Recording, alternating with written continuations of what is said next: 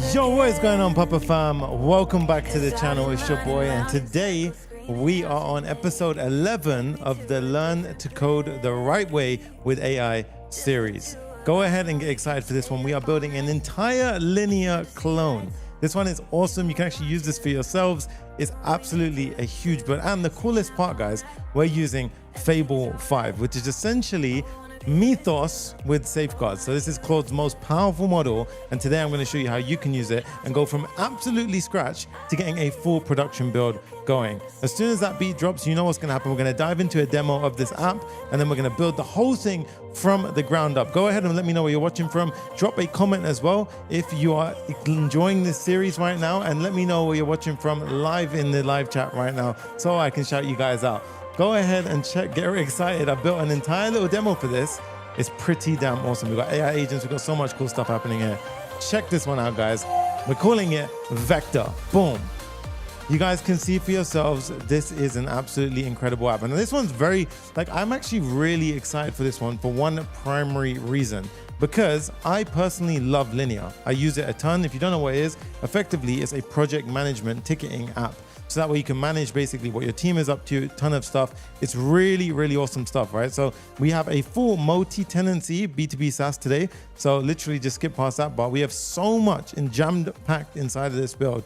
Let's go ahead and check out a demo of it right now, okay? So this is effectively what we're building. Now, I've got so much under the hood of this app. It's absolutely crazy. So first things first, we have drag and drop, right? Beautiful animations, drag and drop, really nice stuff. We've got our issues, and this is effectively our backlog. And if you're wondering, who is this for? Well, pretty much this is for anybody who has a team. So if you have a team and you're trying to build a bit of software, whether it's with real humans or you're using AI agents, this is what you would effectively use. Something like Linear, okay? So in this case, we can write our tickets, we have activity, we can assign people to the ticket, we have priorities, status tracking, labeling, we have also estimation if you're doing sprints, point systems, and we have cycles. Okay, so tons of cool stuff here. We have the backlog, and then this is the really cool part I wanted to show you. So like I said before, we have the cycles. We click into it. Look at this, guys. It actually shows you your sprint burn down. So this is incredible for when you want to see how your team's performing. And your boy obviously took it further, right? If we go to the actual engineering team over here, and I go ahead and press this little button over here called Sidekick, right? Check this one out, guys. We have an AI agent. Now, this is no ordinary AI agent. Let me start the chat from scratch, right? Check this one out, right? I'm going to zoom in over here so you guys can see this. Drop the music down a little bit. Look at this, right? So break dark mode support into sub issues and assign them to me. Okay, so in this case, you're probably wondering, but I want to search for that ticket, right? So if I go over to C, again, I can either do new or I can click on find. And again, whoa, we got this nice pop-up. So Command K, we have pop-ups in town, right? So this is really, really new stuff.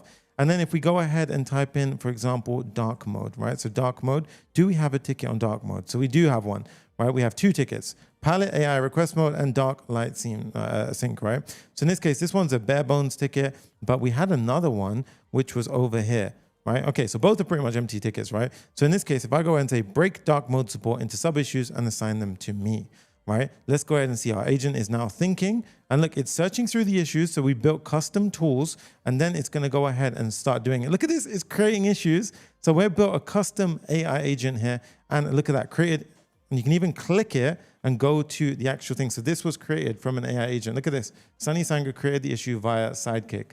So the whole thing's working.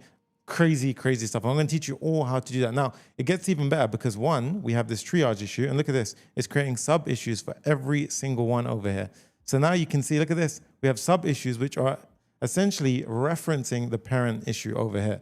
Okay. So this is true tracking in its full form, right? And then again, it's assigned it to the active cycle. So imagine how much has to be built for this to all come together and work just in this way, right? So I'm going to teach you not only how to go ahead and build the entire platform, but also how to build a custom AI agent with custom tooling that you can get to do whatever you effectively want. And the best part is this is not available for all users. Okay, so in this case, I'm a pro member, which I didn't show you. So if I go into my settings, I'm actually a pro member over here. So I'm on the pro plan. Right, so I'm going to show you not only how we can have full multi-tenancy. So in this case, I can go ahead and invite new members to this application, do a bunch of amazing things. But if I go ahead and actually sign out of my account, so in this case, let me move that out of the way, go down here, I'm going to sign out and show you guys. So Let's say I'm new to the app. I come over to the page. I want to start building, right? Look at this beautiful custom sign-in screen. Continue with Google. Let's go ahead and pick an account that I haven't logged in with before. So we're going to use my team account. And then we should be able to see the onboarding flow. Okay, so the onboarding flow here is a B2B onboarding flow. So what does that mean? It means you have organizations. So in this case, I can upload a logo. So let's go ahead and do it right now. So I'm going to say Papa Fam. And I already have one called Papa Fam, but we can, let's do Papa Fam, right? So imagine this is my team name. And then I can go ahead and give it a logo. So what I'm going to do is I'm just going to click on to the logo to pick a logo, but I don't want to share my screen through this part. I'm trying to find a picture of one of my logos. I always feel like I need to save this somewhere where I can grab it. Let's go ahead and use, which one is it? Oh, yeah, I got one. There we go. So here we have it. So we've got the logo here. Go ahead and click on continue.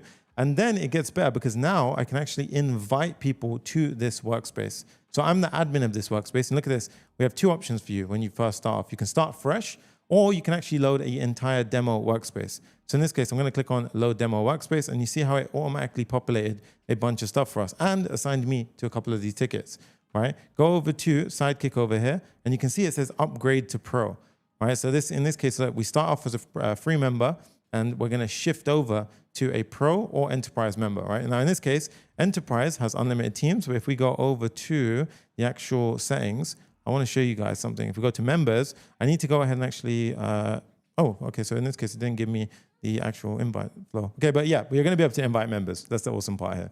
Right, you'll be able to invite members, and then those members will be able to sign into your organization, and then you'll be able to go ahead and actually have multiple members on your team. And we even implemented restricting. So in this case, if I go over here, you can see we have AI Sidekick and unlimited teams. Over here, we actually should restrict this to maybe like 10 members on your team. And then over here, we can probably have unlimited, right? Because it's enterprise.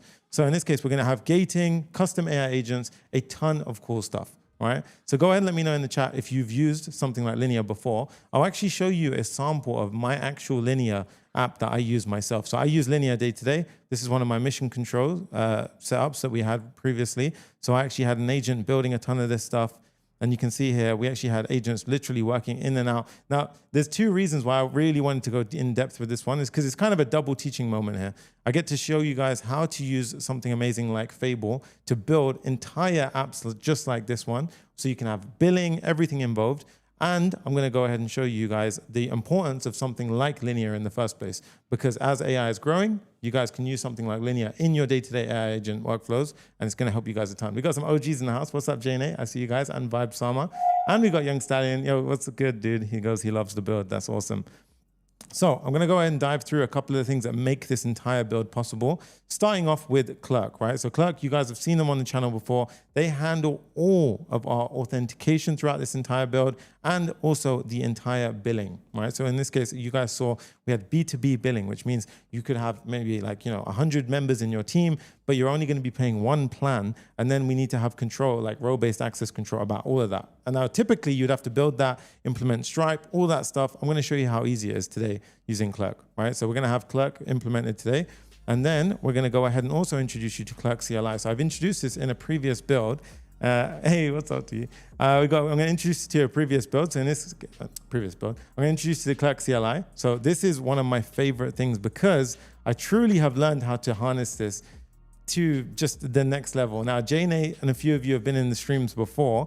Now, this is one thing which I would highly recommend. Just watch what we do today. Because if you see here, this is now unlocked, Clerk Deploy. So you can now do a full deployment from the CLI, which means our agent has full end-to-end capability for setting up Clerk for us, which is actually insane. And I'm going to show you how we can do all of that today. Okay, so we're going to go ahead and do this today as well. And then, of course, for the back end, I love Convex, right? We're not even sponsored by Convex, but I love those guys and they do an awesome job of building what they build. So we're going to be using this. And again, even with this, right, I'm going to show you through the CLI how our agent is pretty much going to use all of its CLI command functionality to go ahead and do the entire thing for us. Okay, so this is really, really cool here. And I've broken it down in a couple of ways, right? So you guys can see here, this is our today's plan. I couldn't access my screen brush tool for some reason, so we have to do this way, which is kind of frustrating. It's not as pretty as what I'd like to do, but it works. Okay, so number one, I'm going to show you guys a couple of AI fundamentals that you should know about if you're going to build stuff with AI in the first place. installing plugins, CLIs, and how to set up the accounts, right? How to get all of those things up and running so that way you can build really powerful things with a higher chance of less AI slop, okay? Then we're gonna go into the most important step, Superpowers, which is a really nice plugin, which I really recommend you use, and I'm gonna show you how to do it today. We're gonna brainstorm and create a plan, right? And this is not just a regular brainstorming, he's gonna brainstorm on a live stream. No, this is where AI is gonna grill the hell out of us, get a bunch of back and forth going so that way we can pretty much feature out the entire build and spec it out. Then from that plan, we're gonna have build phases, and then we're gonna test per phase. So what does a phase mean? It means building steps of the app. So we don't just wait for it in one shot, as everyone keeps calling it. We're gonna go ahead and build in individual phases, and I'm gonna show you how you can fan out agents, which means building in parallel. So that way we can actually span, like for example, 10 different agents, all working on different parts of the app at one time. And then I'm gonna show you how you can deploy it. All right, so if that sounds like a plan, then go ahead, smash the like button, subscribe if you haven't already, and let's dive into today's video, right? And it would really make a world of a difference. As I mentioned before, we are sponsored by Clerk. Those guys are absolutely incredible. Use the first link in the description to head over to Clerk and sign up through that link when you get your account set up, because it helps us do more videos just like this for absolutely free, okay? So go ahead and check out Clerk today.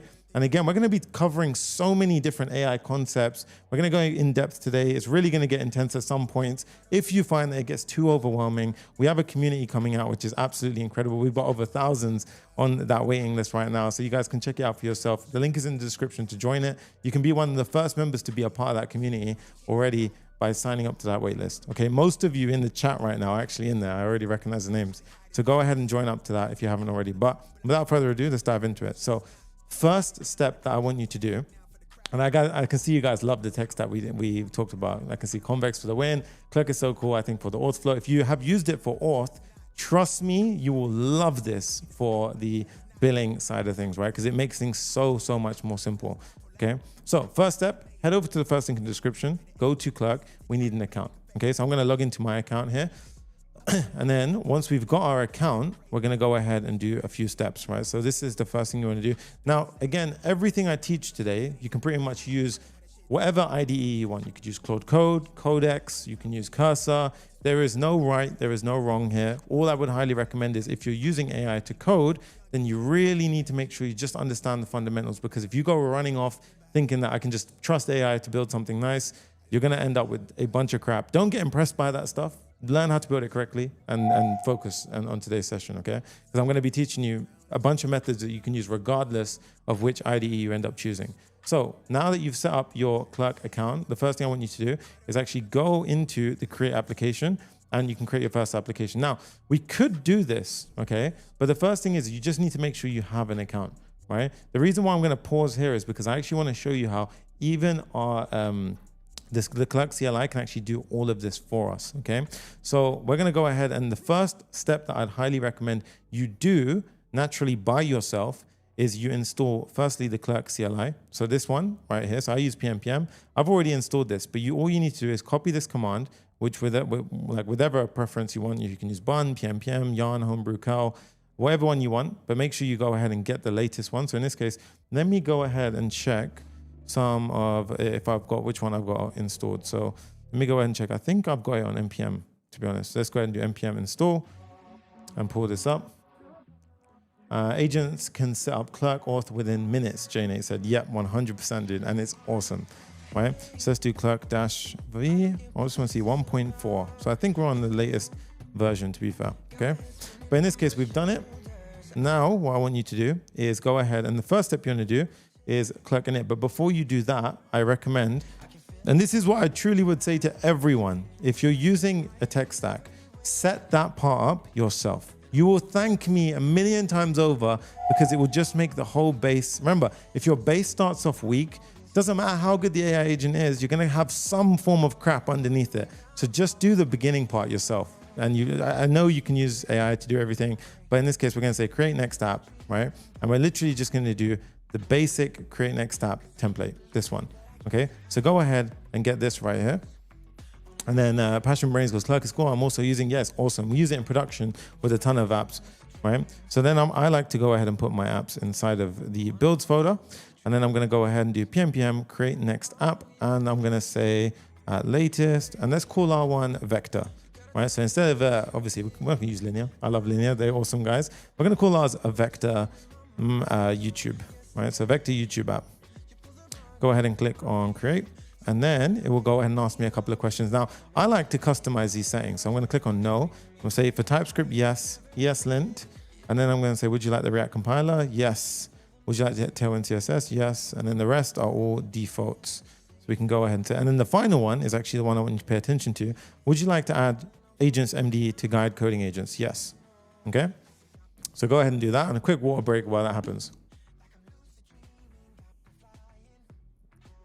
Vibe Summer says, Clerk and Convex is a good pair always. 100%, dude. Clerk and Convex are powerful brothers. Yeah, 100. Those two work amazingly well together. You're not going to get this issue, by the way. I just have a very, very strict package check on. So I'm just going to go ahead and do that. Oops, not here. I'll need to go into the actual application. So in this case, I called mine Vector YouTube app and then run pm improve builds. I just toggle these and then we're going to say yes. Okay. I'm going to let these two build and then we're good, right? So then next step is I'm going to say, for me, I'm going to do cursor because I can show you two things in cursor. I can show you the agent view and then I can also show you the actual editor view. So it's handy for both. That's why I'm going to show you with cursor today. Okay. So I'm going to pull up cursor right here. I can close my old warp and then we can bring it up, right? Now there's two things I want you to pay attention to. One, this is the editor view, right? You might have seen this before. Essentially, it's forked off VS Code, okay? Now, the most popular UI that you're probably going to see and you need to get used to is this one over here, agents window, okay? So the agents window looks more like this, okay? Now here, we're going to go ahead and actually close a couple of my old repos because I have a couple open and I just want to make it super clean for you guys today, right? So in this case, we pop it open and now you can see this is the difference, right? We have our cursor editor view over here and then we have the agents view over here, okay? Now, what I want to do is I want to go to customize and I need you to install a few things. The first one is Clerk. So we're going to go ahead and click on Clerk, install it. Once you've installed it, you'll have an MCP and you also have a bunch of skills, okay? And we just installed the CLI separately, okay? So CLI is installed separately. And then the next one that we need to install is Convex, right? So Convex. Now this one has MCP, skills, subagents, rules, and hooks. So it's got quite a bunch in here. So we're going to go ahead and install that one. And then we need one more piece of the puzzle, which is the Convex CLI. So I've already installed this one. So I want you to go into your, you can do it at any terminal. So we could do it in here. We can just press Command J. You could either do it here. So if I click in terminal, oh, we're actually not in the terminal. So we click on warp and then I can do the following. I can say, just npm install Convex. Now I've already done that, so I'm not going to do that again. So I'm going to go ahead and cancel this one, right? So once you install that, you now have a Convex CLI, you now have a Clerk CLI, and then you're ready to pretty much run, okay? Now I want you to do two things before we start. Go over to Warp, and I want you to firstly check if you're logged in. So if we typed in Convex login, okay? I think it was npm command not found. Also, we do actually need to install it. So I'm going to do npm install Convex. Okay, so let's go ahead and do that right now. npm install Convex and oh no not here, sorry, Convex-G, and I believe it's a global install. Let me just double check. So Convex CLI, create a new project. So this is actually suggesting we do it just inside the app itself. Okay, so we're gonna actually stick with that because that actually is a bit cleaner. So don't install it globally, ignore that, right? We're gonna install it inside the app itself. Okay. So now that we've got those plugins installed, what these effectively do inside the marketplace is it basically upgrades our agent. So basically now our agent knows exactly how to go ahead and use Convex and how to go ahead and use Clerk. And these are very two important things, okay? So that allows it to go ahead and do those things. So installed something called skills inside of it, which gives it the expertise. Then it had something called MCPs inside of it. Now the MCP part is really important because it gives our agent effectively hands so that our agent can go to our account on Convex and interact with it, right? And can go to our database on Convex and, Clerk for the authentication, Convex for the database, and go ahead and fiddle with the data if it needs to, right? And with Clerk, they even gone a step further where you can actually go and configure things as well with the CLI. So now our agent can basically act on our behalf, whereas before it couldn't, right? So it's really, really important stuff. Now I'm going to go ahead and select a build over here. So I'm going to go ahead and open up a folder. So let me just find the build that we just created. So I'm going to my documents, build, and then a vector YouTube app. And this is where we're going to effectively start. Okay, so I'm going to make it a bit bigger for you guys. And the final thing before we start this off is go to customize. There's one more thing I want you to add. In the marketplace, type in Superpowers.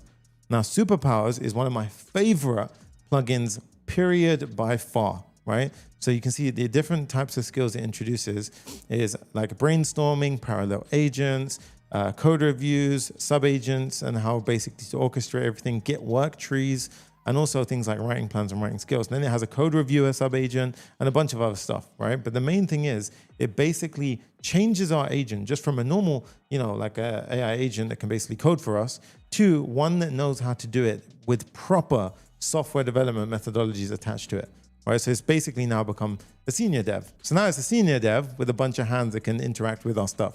Okay, so that's why setting up your environment before is really important. So Command B to open up the sidebar. Then we're going to go to new agent.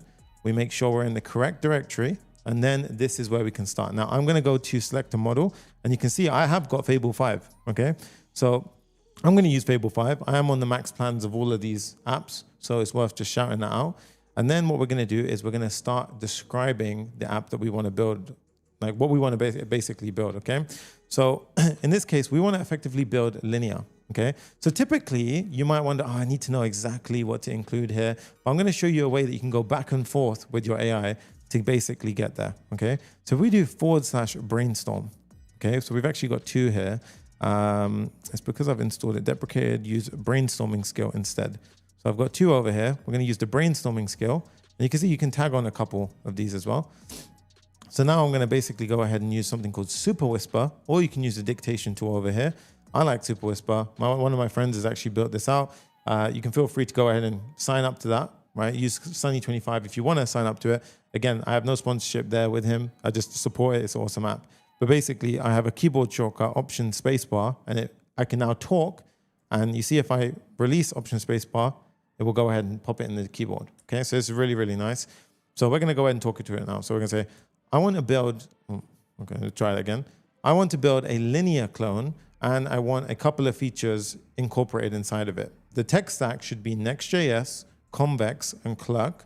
And I want to use Clerk to handle both the authentication and the billing. Make sure you always use the plugins for the tech stack. Make sure they're installed. If they're not, tell me and I'll install them. And then we're going to build a ton of different things inside of this app. It's going to be a B2B multi-tenancy SaaS application. So we're basically going to have organizations, and we should be able to invite members inside of our app. There is going to be an AI agent aspect to it, which only pro members are going to be able to access. And then I want to have an enterprise version where we don't limit based on seats, right? So I want you to check out the entire Clerk documentation and use the plugin to build this correctly, right? But firstly, I want to go back and forth with you and brainstorm the features of this app so that we can create a correct plan for it. So basically, it's all about prompting, okay? So in this case, I'm going to go ahead and click on plan as well. So I can do Shift Tab and I can go into plan mode, okay? So we're going to kick this off now and we're going to start our brainstorming session, right? And this is where this is probably the most important part before you start a build, before you start any new feature. So I really want you to pay attention to this over and over and over again. I'm going to keep on repeating certain things as well, okay? Now, while that's happening, go over to this part and I want you to the editor view. Go to Git, and you can see there's no source control. So we're going to initialize a repo, and I'm just going to go ahead and commit all of these initial changes. So I'm just going to initial commit. I'm going to basically go ahead and publish that, right? So right now it's not on a branch, but this is important because this is going to allow us eventually to do Git Worktrees locally, right? So we don't even have to push it up to GitHub yet, but this will allow us to do Git Worktrees locally. And the reason why this is so important, because when we start building, we want to have basically checkpoints called commits. And these commits are basically like, imagine we're rock climbing and we keep climbing, higher and higher and higher, and we fall off.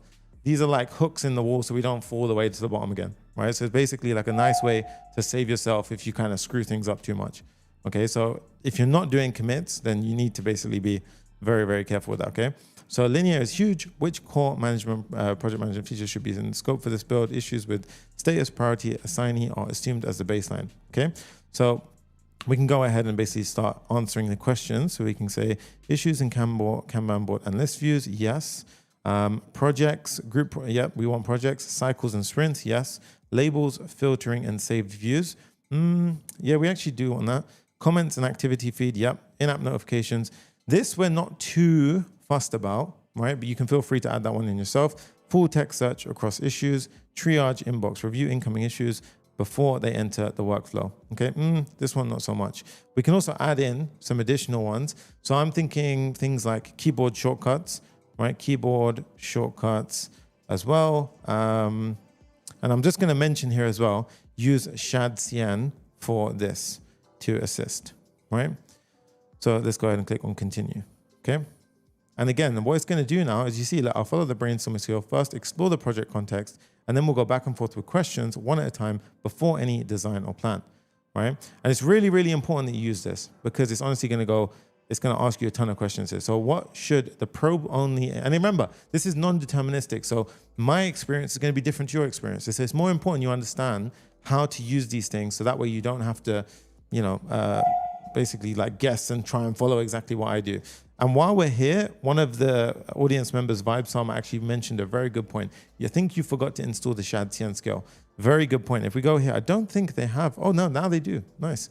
Okay, so we did install it before. So ShadCN, I want you to install this one as well. Thank you so much. This is why the live chat's awesome, guys. Right? So we want to go ahead and do this one as well. Okay. Now going back over. So let's go over here. So what should the pro-only agent do? This shapes the backend significantly. Convex has an official agent component for this. Chat assistant with workspace context, ask questions about your issues. So this is one. We do want to take action. Auto summarize issues, yes. Generate reports, that would be really cool. Semantic duplicate detection using a vector search. That's quite cool, actually. So if we have any tickets, which are basically duplicates, we want to incorporate all of these. Okay, so we're going to click continue. And then we could do inbox notifications. So assigned, we could actually do that with unread and so forth. Really depends, right? So in this case, you mentioned pro and enterprise. How should the tiers be structured? Clerk billing for B2B supports per seat pricing and seat limit plans on organizations. So we're going to say free, limited, no AI, pro, per seat pricing, AI included, enterprise, flat price, unlimited seats, and AI. Now, over at Clerk, it's worth mentioning. So I always double check as I work with it, right? So Clerk billing. Actually, no, I think we have it here. Yeah, we have it right in front of us. So I want to show you something. If we go to B2B, right?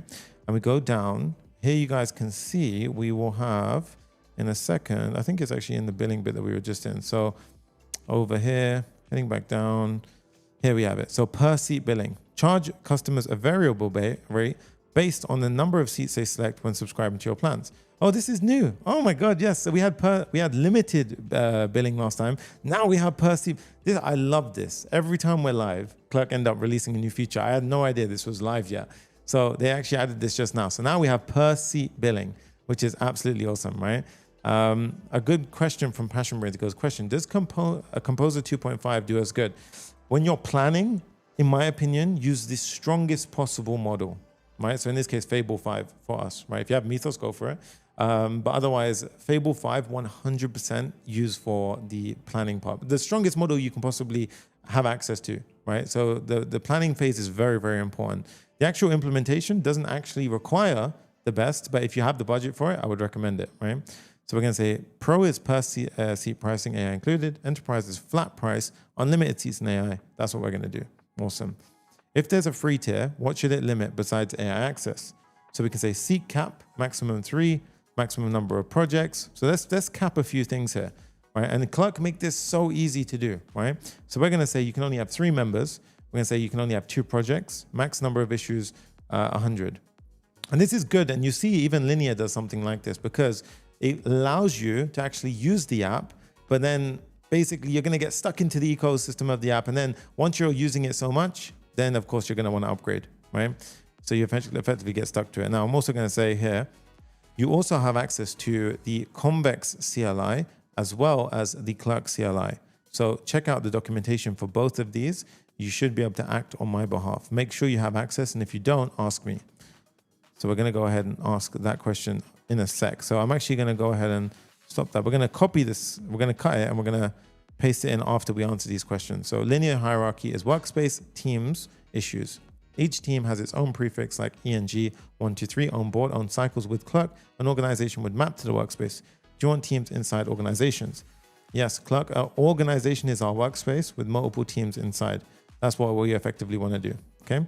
What roles do you need inside of an organization? Clerk organizations gives you an admin and member by default, and we can create role-based access control as well. So if you've seen in my builds before, Clerk give us some awesome stuff called RBAC. So if we go over to RBAC, it basically means role-based access control. So inside of an organization, for example, the Papa Fam, let's say I'm the admin. And let's say Jay is inside my team, but he's a member. So now as an admin, I can change our pricing, I can change our subscription, I can invite new members.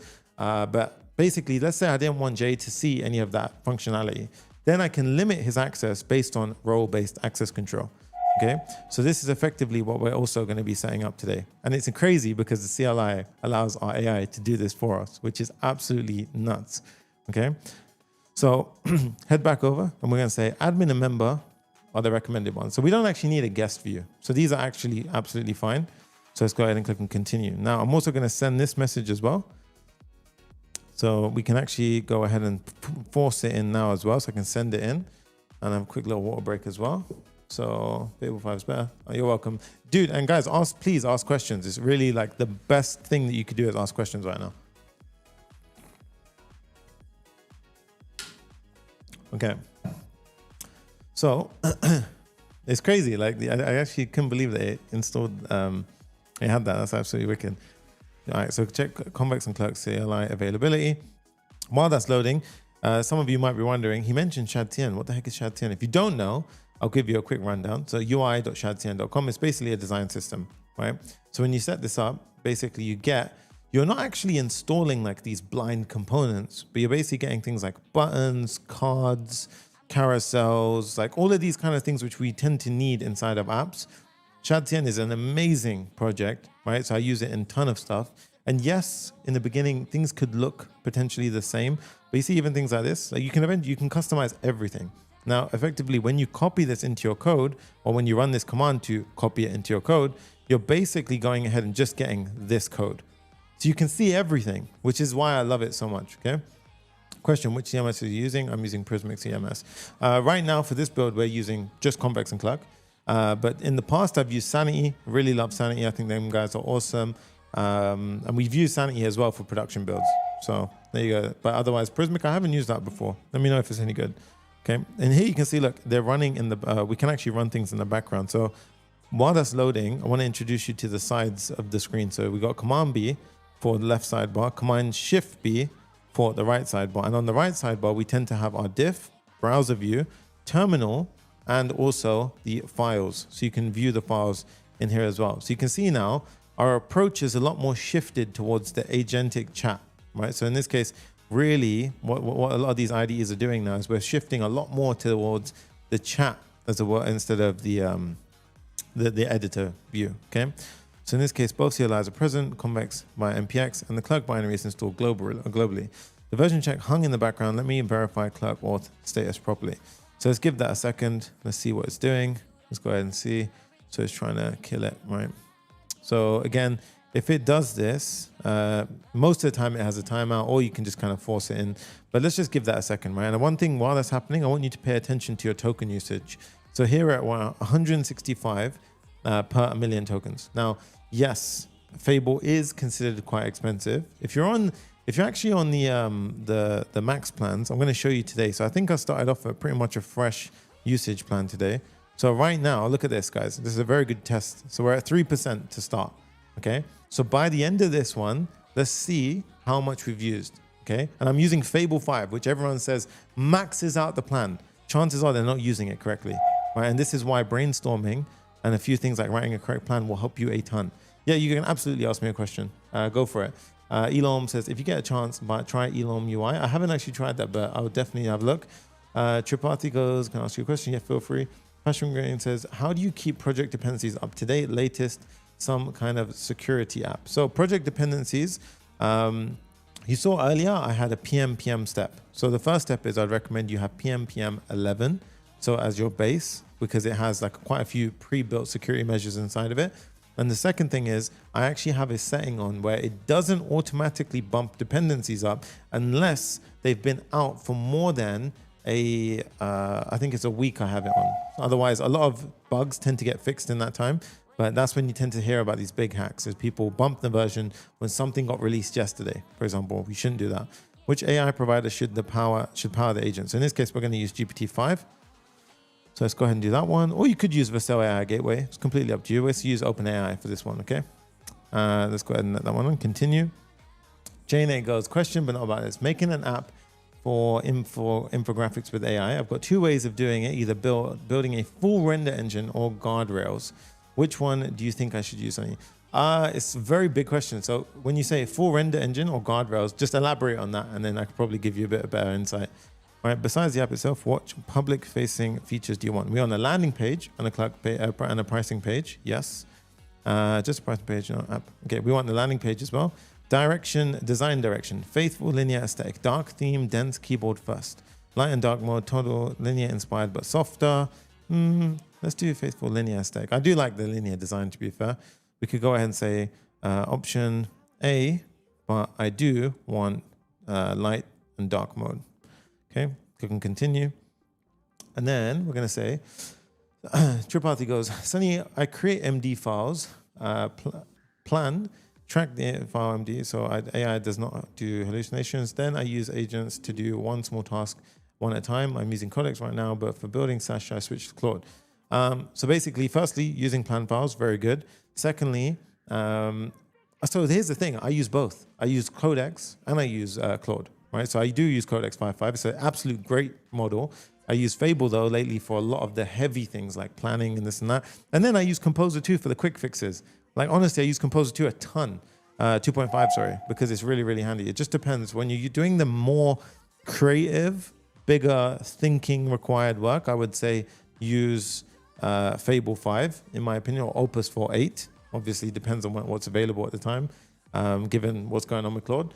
And then when it comes to actual just like hardcore, just code this feature up, fix this bug, GPT 5.5 is an absolute workhorse, really awesome. And then if you know what you want to do and you just kind of want to tinker and fix things quickly, Composer 2.5 is absolutely incredibly fast. So you've got a couple of tools to pick from, okay? These are good questions. Keep asking them, right? Which issue level features should issues support beyond title description, status, priority as well? So sub issues, yes. Due dates, estimates, we do want. File attachments. Oh, that's cool. Convex file storage. Just do app mentions. Yes, I want that. Issue relations. Blocked by it related. I love this feature, so we're going to add that. And due dates, yeah, let's add it. So this is a full build, man. All right, click on next. Convex makes everything real-time by default. Boards update live across users. Do you also want presence features? Yes, show who's online and who's viewing an issue. Recommended. Convex has a presence component. Screw it. Let's try it. Okay, continue. So I'm going full out here. Right? I'm trying to spend as much token usage as we can in this build to show you guys that if you do it well, you won't actually burn through as much as you think. Okay, and you're going to be blown away because I get the same reaction every stream. Like it's pretty awesome, right? Passion Brain says, is Post-Hoc good for tracking users in projects? Yes, 1,000,000% it's awesome, right? You can use it in a ton of different ways. I would definitely recommend it, right? And you can actually see what the users are up to. There's a lot of different angles to it. And in fact, it actually battles Sentry. So if you want to do error tracking as well, I would actually look at Post-Hoc as well because I actually cover that. Many people don't know that, okay? Okay, now that completes the feature picture. Before I present the design, here are the key architecture decisions with my recommendations. This is the 2-3 approaches step, and there's really one axis that matters, how Clerk and Convex stay in sync. So option A, webhook sync. Recommended, Clerk remains a source of truth for users, organizations, memberships, and subscriptions, but we mirror them in Convex tables via Clerk webhooks. Now, you guys know from previous streams how I feel about this. It has pros and it has issues, because if there is anything wrong with your webhooks at any point or environment, they can drift. So like the state could be different in two things, okay? So Convex functions then enforce tenancy and building gates with fast index lookups. So there is a benefit to having it as well, because it could be quicker, right? The JWT still carries org ID and plan features for instant checkouts, but Convex owns a queryable copy, right? Okay, so that's potentially. JWT only, nope, we're not doing that. Option approach C. Well, you could do this. This is the one actually I said before. Sorry, I jumped too quickly. The no sync in every Convex reads trust org plane in some.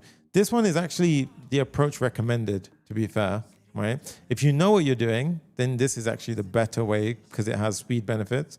Approach C, Convex native or spilling. No, we're not going to do that. Okay. So it recommends option A with supporting cast, the Convex agent component for the thread. These are actually helper components, which are awesome. Thread streaming, tool calling, really nice. And the presence component, yeah. So we're gonna do option A. And should pro tier AI usage have rate limits? So number of messages per day per user. See, this is why you want to use the superpower. Like this is genuinely, I wouldn't have thought about this, honestly, when I started the stream, okay? So this is very good because you might not want, imagine you had an AI company, like, I don't know, let's say for 5 seats, they paid $200 a month, right? So it was like, I don't know, it was $40 per seat, right?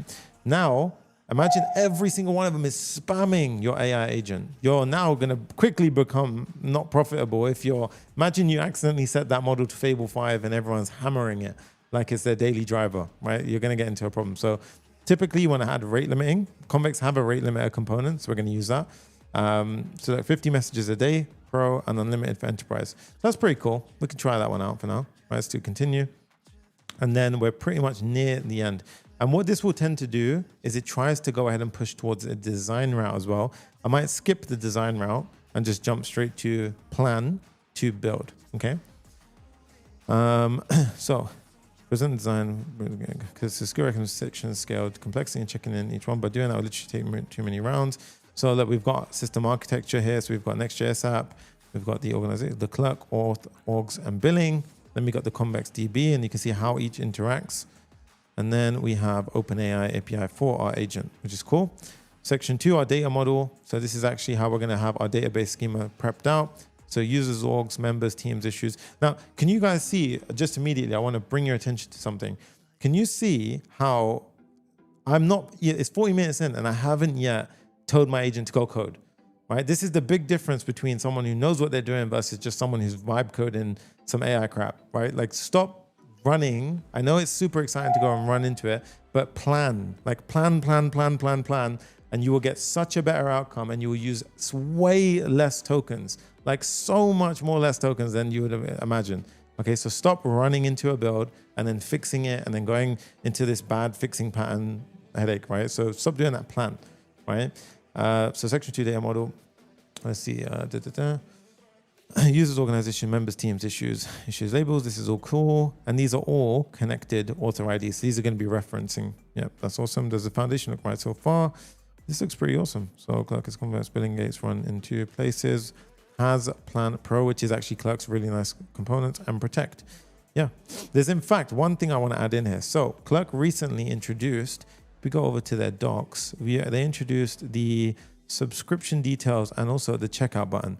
Now, I really like this because of this, you can actually have the entire checkout flow, but you can customize the designs yourself.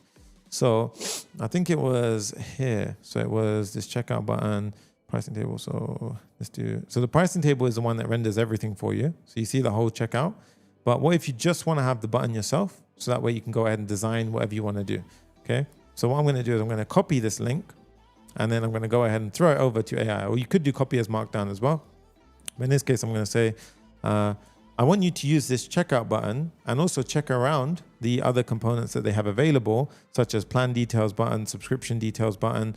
And I want you to use that to custom create the pricing table instead of using Clerk's pricing table, because that way we can have full design power over how that pricing table looks. And we can truly list out all of our features. Okay. So that's one thing I want to do. And that's really cool because yes, the Clerk, by the way, have an incredible pricing table. So like I showed you before, I didn't code any of that pricing table before. I literally just threw one line of code in pricing table, right? So firstly, props to them because that is sick and it works with both light mode and dark mode. But what if you want to customize the entire UI? That's where you look at the checkout button, okay? So that's going to help out a ton. And then obviously you want to keep an eye on AI. So it's going to read, so like if a fetch page attempted, components reference, let me read it, plus try other docs page. So it couldn't get that one. So instead, what we can do sometimes is we can just throw in the actual markdown. So I'm going to go ahead and just throw that one in and force it in. Okay. And then that sometimes can basically just, because sometimes it can get blocked, a few things can happen. Okay, so let me just read out some of the comments while this is happening. And also, if you've learned anything yet on this stream, do me a favor, hit the like button, right? It takes 2 seconds. Just go ahead and smash the like button right now and then come back to this video, okay? So, Sunny, resources on YouTube to learn a master ManStack, please, not familiar. So stop getting obsessed with ManStack. I've seen it way too much. Just move on, okay? So Man is just, it just means, you know, you've got Mongo Express, like React, and I can't remember what N was, right? Who cares? Like, just follow what you enjoy, like in terms of the tech stack. I would recommend Next.js, and then learn about different database technologies. Like you see today, as long as you know your architecture and what is happening there, the rest isn't as important anymore. Like obviously I'll show you what we do look at once it's built, like optimization strategy, scalability, those things as well. But architecting is the most important skill at the moment, right? I have a big question. If you build lots of clones, front-end applications, even integrations inside it, then why are you not getting offers from any products-based companies like Microsoft or Google? Firstly, we do actually get those offers. And secondly, we work with the companies. So I've worked with Microsoft, IBM, all of these companies, Redis, all of these guys, we work directly with them. We don't get hired by them, we work with them. So that should be a show to you guys that that's better than working for them, because I'm still my own boss and we just work with them as a partnership. That's awesome, right? So if you want to do stuff like that, then yeah, level up.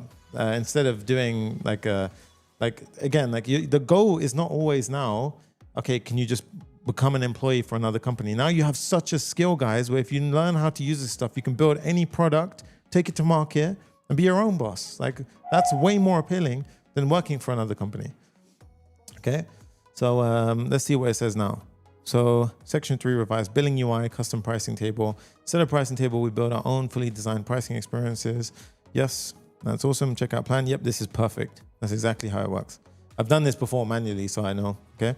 Section 4, AI agent, pro enterprise only, built on the Convex AI agent component. Tools. Yep, this is it. This is what we wanted to do. We wanted to build custom tools. So agents have tools that we can effectively tap into. That's amazing. Triage assist on issue creation, a background action generates an embedding, flags semantic duplicates. This is awesome. It suggests label priorities shown as accept dismiss chips on the issue. This is amazing, right? Reports as well. And then UI. Okay, there we go. That's the gating. This is price gating to make sure that free members don't see the sidekick agent. Okay. Now, in this case, oh, nice, Jay. That's awesome. Thanks for the update. Section 6, build phases. Right. So foundation, core, linear, so in this case teams, and then we've got billing and gain, AI agent, and polish. Now, before we even carry on here, I'm going to say, I want you to build in buildable chunks. So I want to have the foundation built first. Then I want to showcase, as I'm streaming this right now on YouTube, how we can effectively then implement different features of the app in parallel. So I want you to build the foundation that every single, parallel agent would effectively need.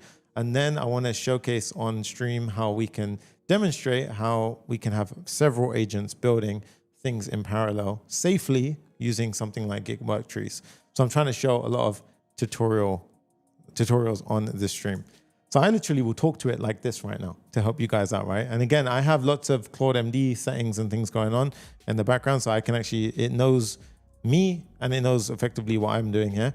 So in Cursor, in Claude, and in Codex, you can have memory. So I'd highly recommend you enable that plan. Okay, so send that in. And then notice how we're still in plan mode. Okay, so we have young selling makes sense. Any UI vibe coders max out the tokens because I'm not truly following, the software development lifecycle 100%. Passion Brains, just for FYI, here's how I plan. I use Gemini 3 Flash in public. It plans perfectly. You can copy and paste code from ID and Gemini checks it for free. Then you can copy it back. That's not bad. So it's very good. Of course, in Gemini it's very cheap. The problem is that Fable is really thinking deeper. And honestly, like as an engineer, honestly, guys, I will dive into that plan so heavily in my own time. The reason why I'm running through it quicker, obviously, is one, we're on stream, and two, I know roughly what to look for here, right? But I would go so heavily involved, and often the weaker models will miss things that I would be checking for. Fable honestly does a really damn good job of making sure it gets everything. And I've been well impressed by this model. So I would highly recommend when you're doing the plan, if you can, choose the highest model possible for you, use that for the plan, and then you can go to a weaker model to actually implement the plan, right? And make sure you have like success criteria. In fact, if I was really building this out, like this is how I would typically build it myself. I would literally connect this to the linear MCP. So this is shout out to linear literally, because them guys are awesome. Like if I go to the actual plugins, I would go to here and I would type in linear, and I have this installed, and you can see this would connect to my linear setup, and then I would actually make tickets from this. So I can then keep track of everything that's happening in building and so forth, okay? So we have a plan now. Just click on view plan, and this is the entire plan. You can see it's quite a big plan, and you can see we've got some lots of stuff going on. So confirm decisions, the tech stack and everything, tenancy, architecture, billing. Let's have a look. Why the structure? Cool. Phase 0. So we got 0.1, 0.2. This is our foundation. Build first sequentially. Okay. Very important, because this part, you don't want to go fan out and build a ton of things in parallel and so forth. Like for this part, no. And again, could we also go into ultra code right now? We could, right? But right now I'm going to show you just a bit of a conservative approach with Fable, okay? Then it's going to do Clerk Setup. Then it's going to do the Convex backend. And then it's going to do the app show and the design system. So effectively, main things, and this is what I used to do on stream manually, right? So route groups. So basically how we're going to group certain things which are public. So for example, things like the landing page and other things like that. As well as the command palette. No, sorry, that was different. Yeah. And then a couple of things, for example, what we're going to pull inside of from Shadcn and so forth. Then we've got the parallel work.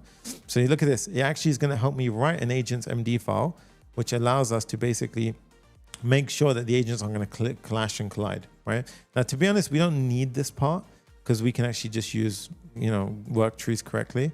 But this is effectively the way we want to do it, okay?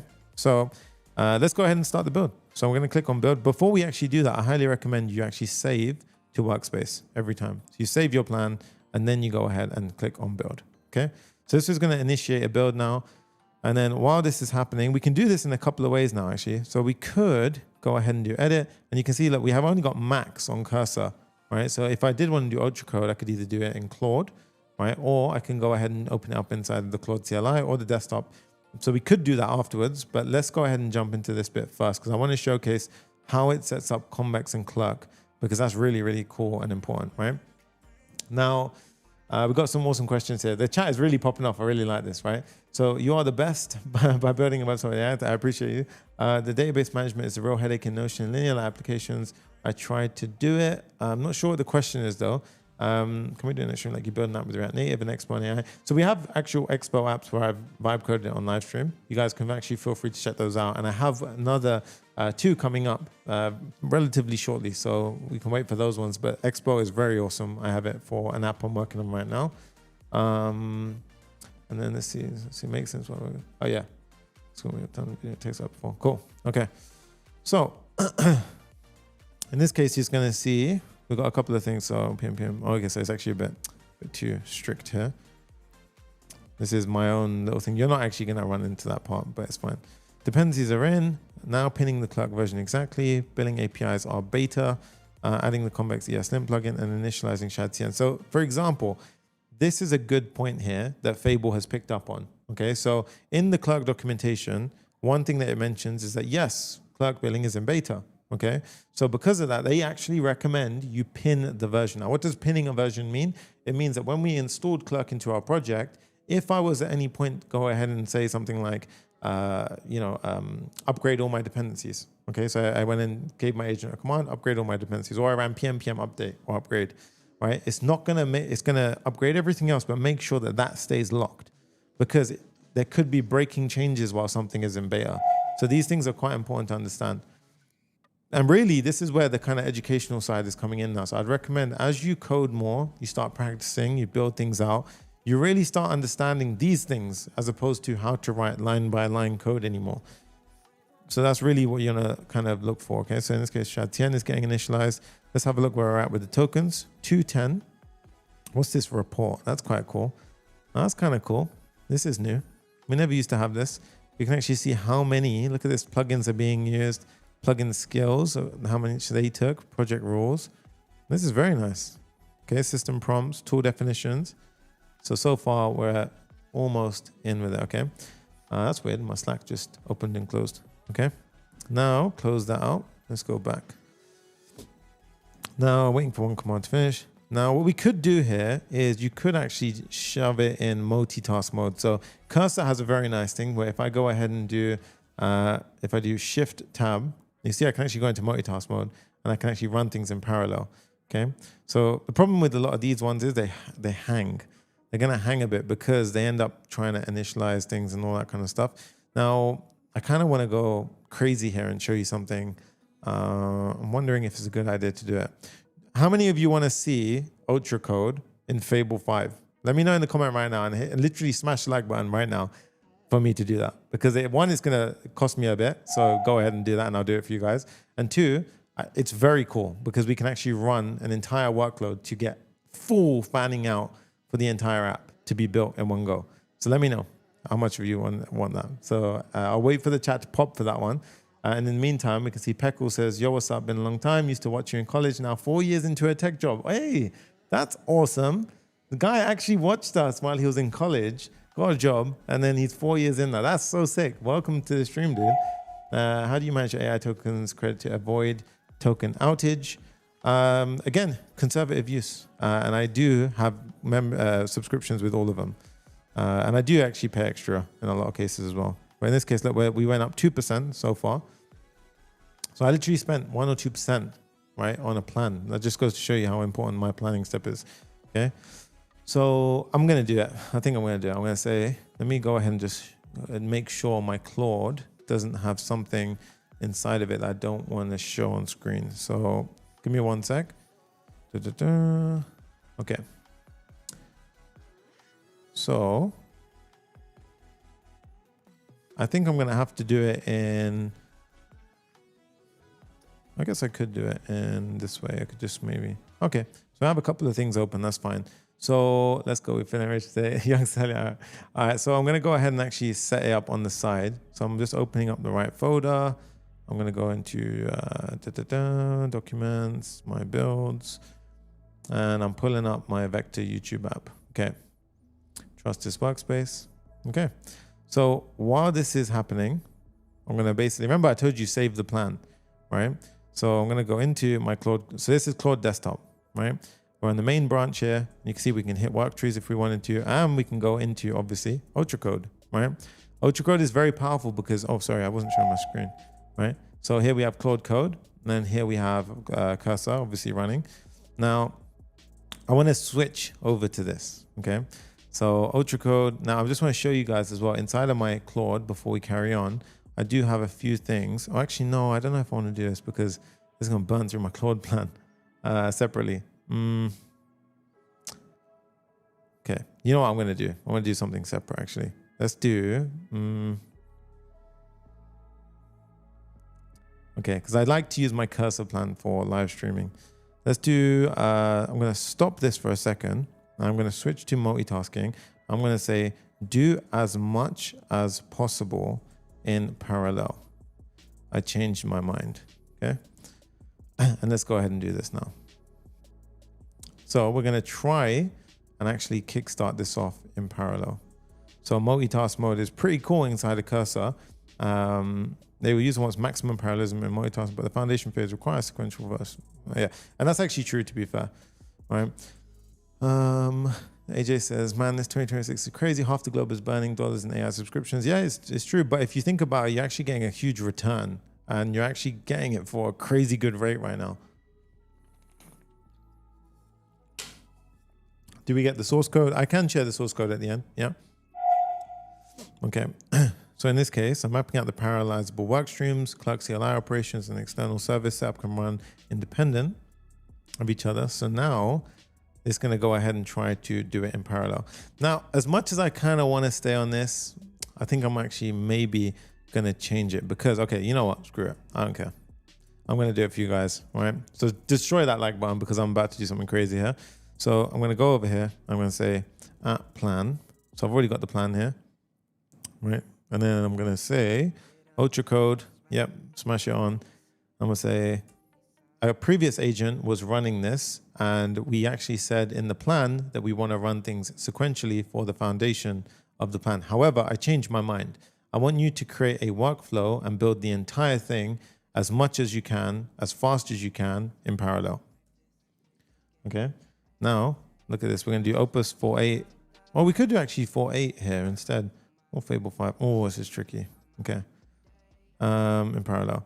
I'm going to say, when you spawn sub-agents to go ahead and run inside of the workflows, use Opus 4.8 sub-agents and keep Fable 5 only for the main agent who orchestrates everything. Okay. So in this case, I'm just going to do that as a kind of catch guard. So otherwise it's going to spawn Fable 5 for every single bloody thing. Okay. So in this case, let's kill this one. Okay. There we go. It's killed. And we go. Okay. So that's actually pretty crazy. If you know what I just did there, that's quite wild. But it's okay. Right. Let's go ahead and do plan mode, auto mode. So I'm going to stick it on auto mode as well because I trust it. I've got a few setups in place. And if we go to customize here, I'm going to show you inside of my connectors. We have context 7, we have linear, Vercel, and we also have, I don't think I've got a few that I need to actually set up here. Clerk, I need to actually add this one here, or here, and I need to add in Convex as well. They don't have a Convex one here. Damn it, okay. Should be fine. I've already got the Convex skill here, so I need to make sure. Also, make sure when you're using Clerk and Convex, you use the Clerk CLI and the Convex CLI. And install the skills and plugins if you need to.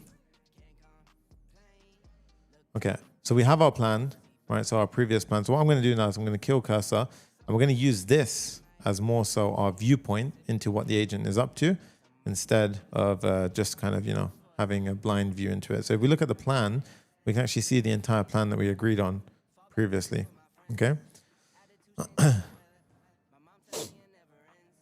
Now, Fable 5 does take longer to think I've seen. If we go into my usage here, you can see I'm at 4% for this weekly usage. So this is my own personal plan. So you guys are welcome. I'm going to go ahead and smash this one up.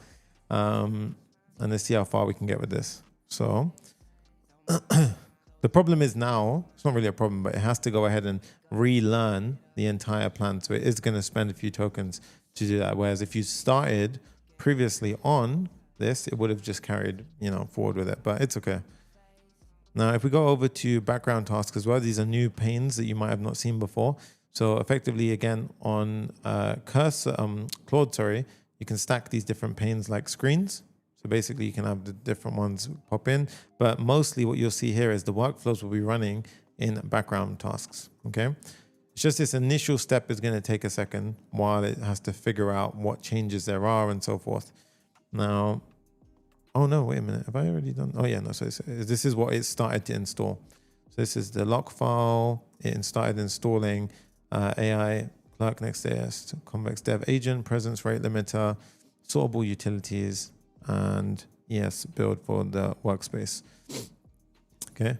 So in the meantime, feel free, ask away questions and so forth. But yeah, like I said before, a lot of this stuff we are actually starting to cover inside of our community. So feel free, head over to 0 to AI Hero in the link in the description, sign up, and you'll be one of the first to join us. We are going to be talking about all of this stuff. So how I'm coding my day-to-day stuff, building production apps, literally deploying them, going live with this stuff, and also how we do our entire business operation agentically, right? So we have tons of AI stuff that helps us run our day-to-day operation for the business side of things.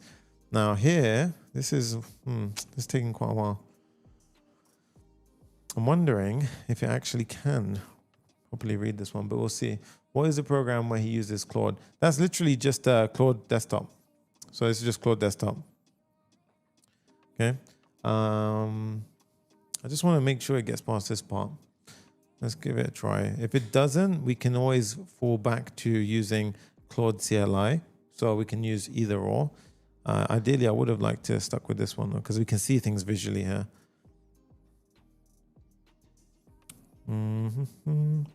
Unless it's kind of, I don't think it'd be down.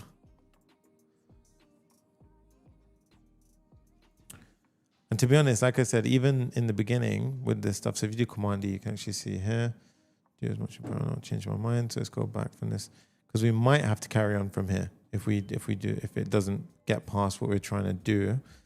So if it does that, that's fine. We can carry on from cursor. I kind of want to do ultra code, but it's really taking this time with this one. So I'm not really sure if it's going to get past that or if it's hanging.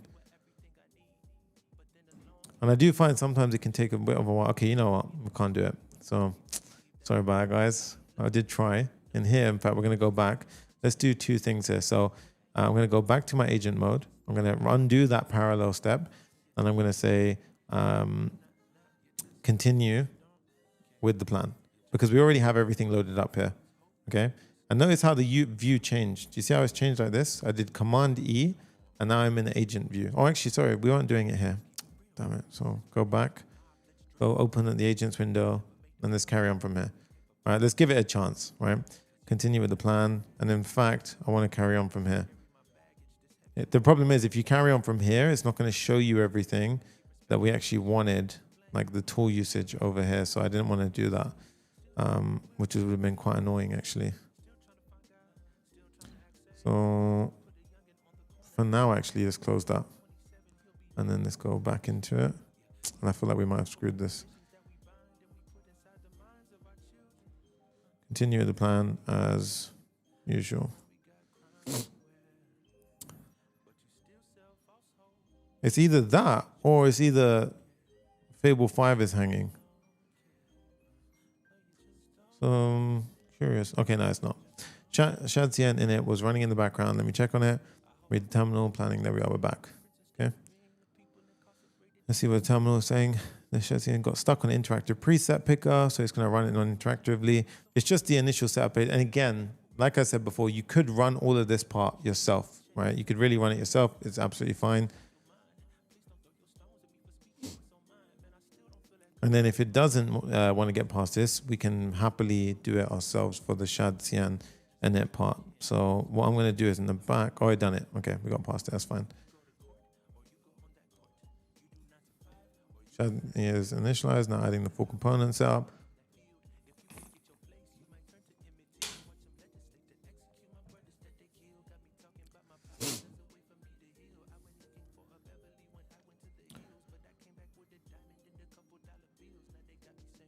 Okay, now it's verifying that they added, and there we have it.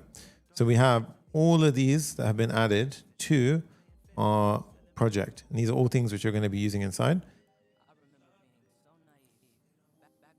And then it's wiring the Convex ESLint plugin into the flat config.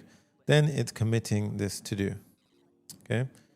So we should see that. If I actually open up the go to window, actually, I think it's the editor. I open editor window. Let's open up the editor window again. And you can see how it's committing. And this is why I recommend highly when you build, you tell your agent to build in phases because it will tend to go away and do it this way, which is much, much better than just running without doing that. Okay. Let's go ahead and open the editor window. Oh, I think it's because I've got this one open as well.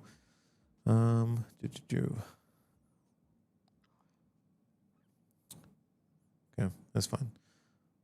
I could do it actually instead of showing the other one. So let's go into my previous one. And I'm just I'm in my other cursor browser for a second, just so I can find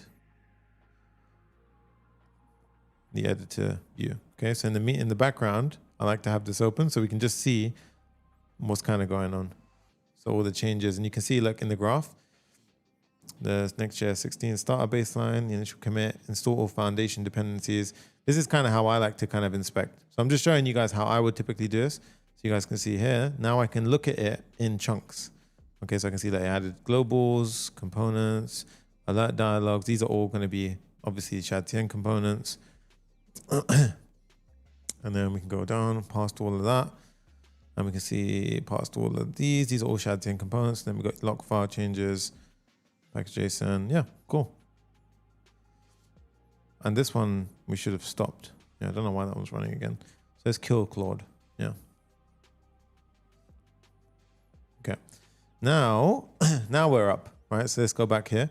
And we can see, okay, so Clerk CLI. This is the really cool part I want to show you. Look, Clerk App Vector created. This is the really nice part. Look at this.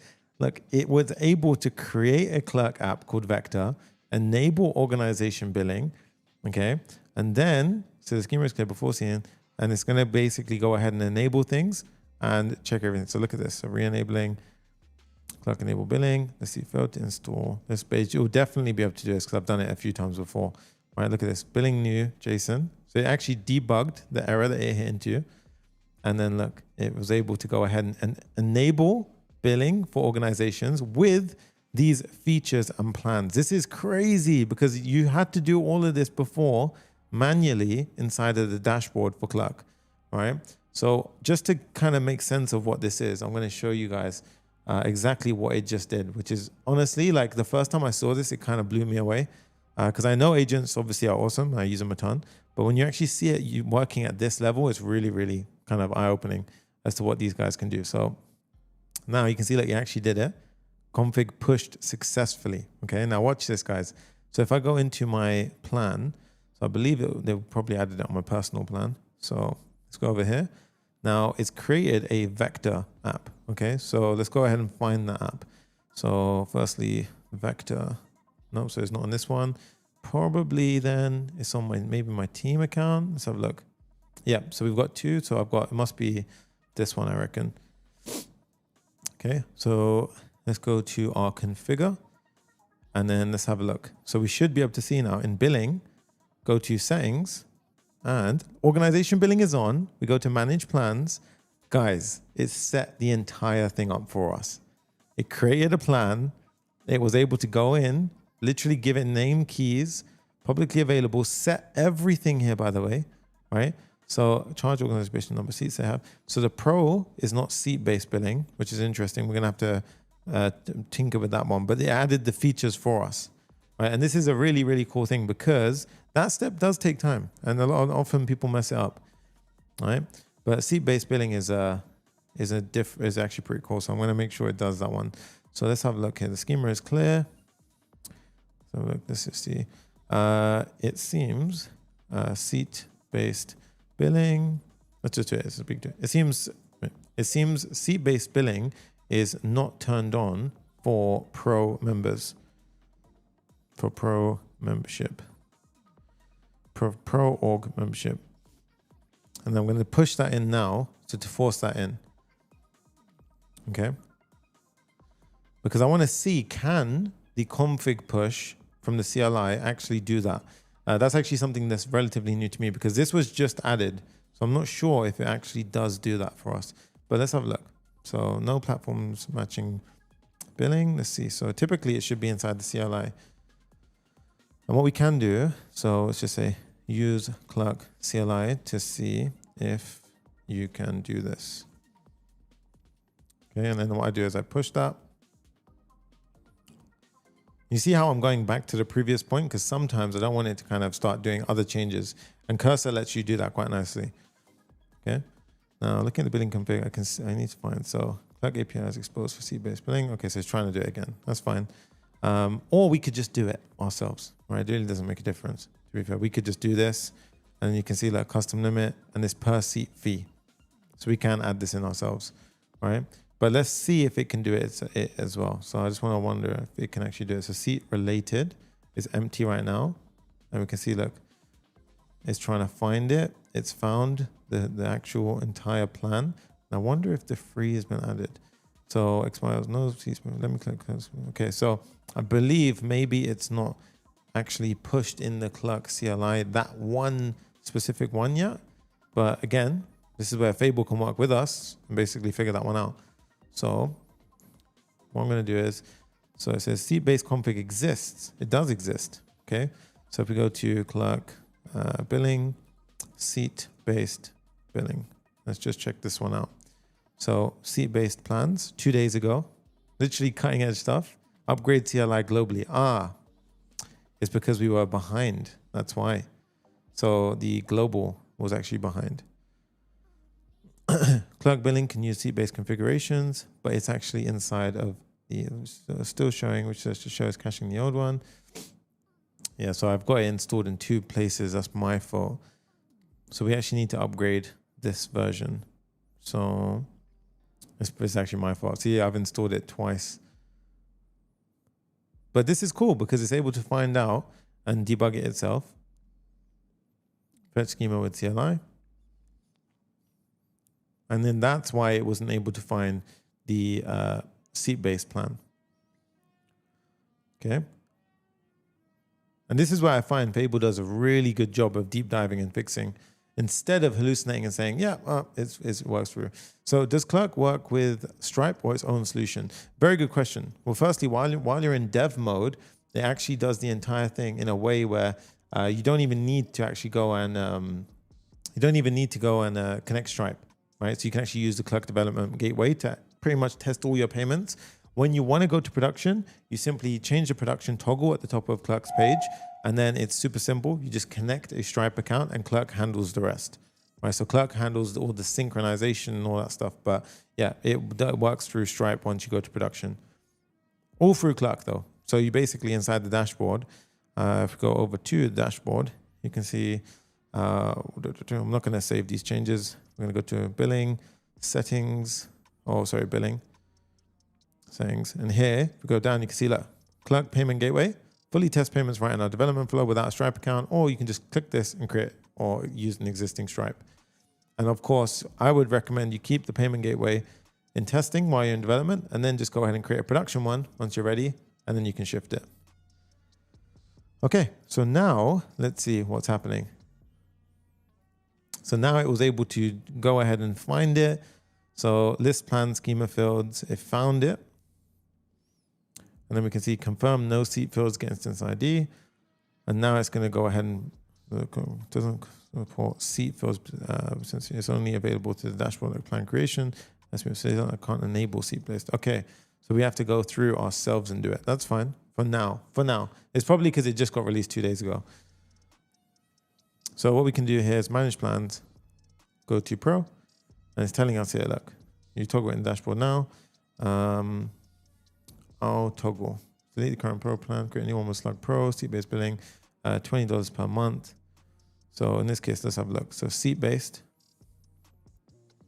per seat fee. So we can do it as, I'm going to go ahead and say, you know what, let's just say the base fee, $20 for the Pro, and each individual seat should be, I guess we could just say 10, or let's just say $10 per seat, right? Included seats, number of members allowed before per seat billing applies. Let's just say it was 1 member is for free.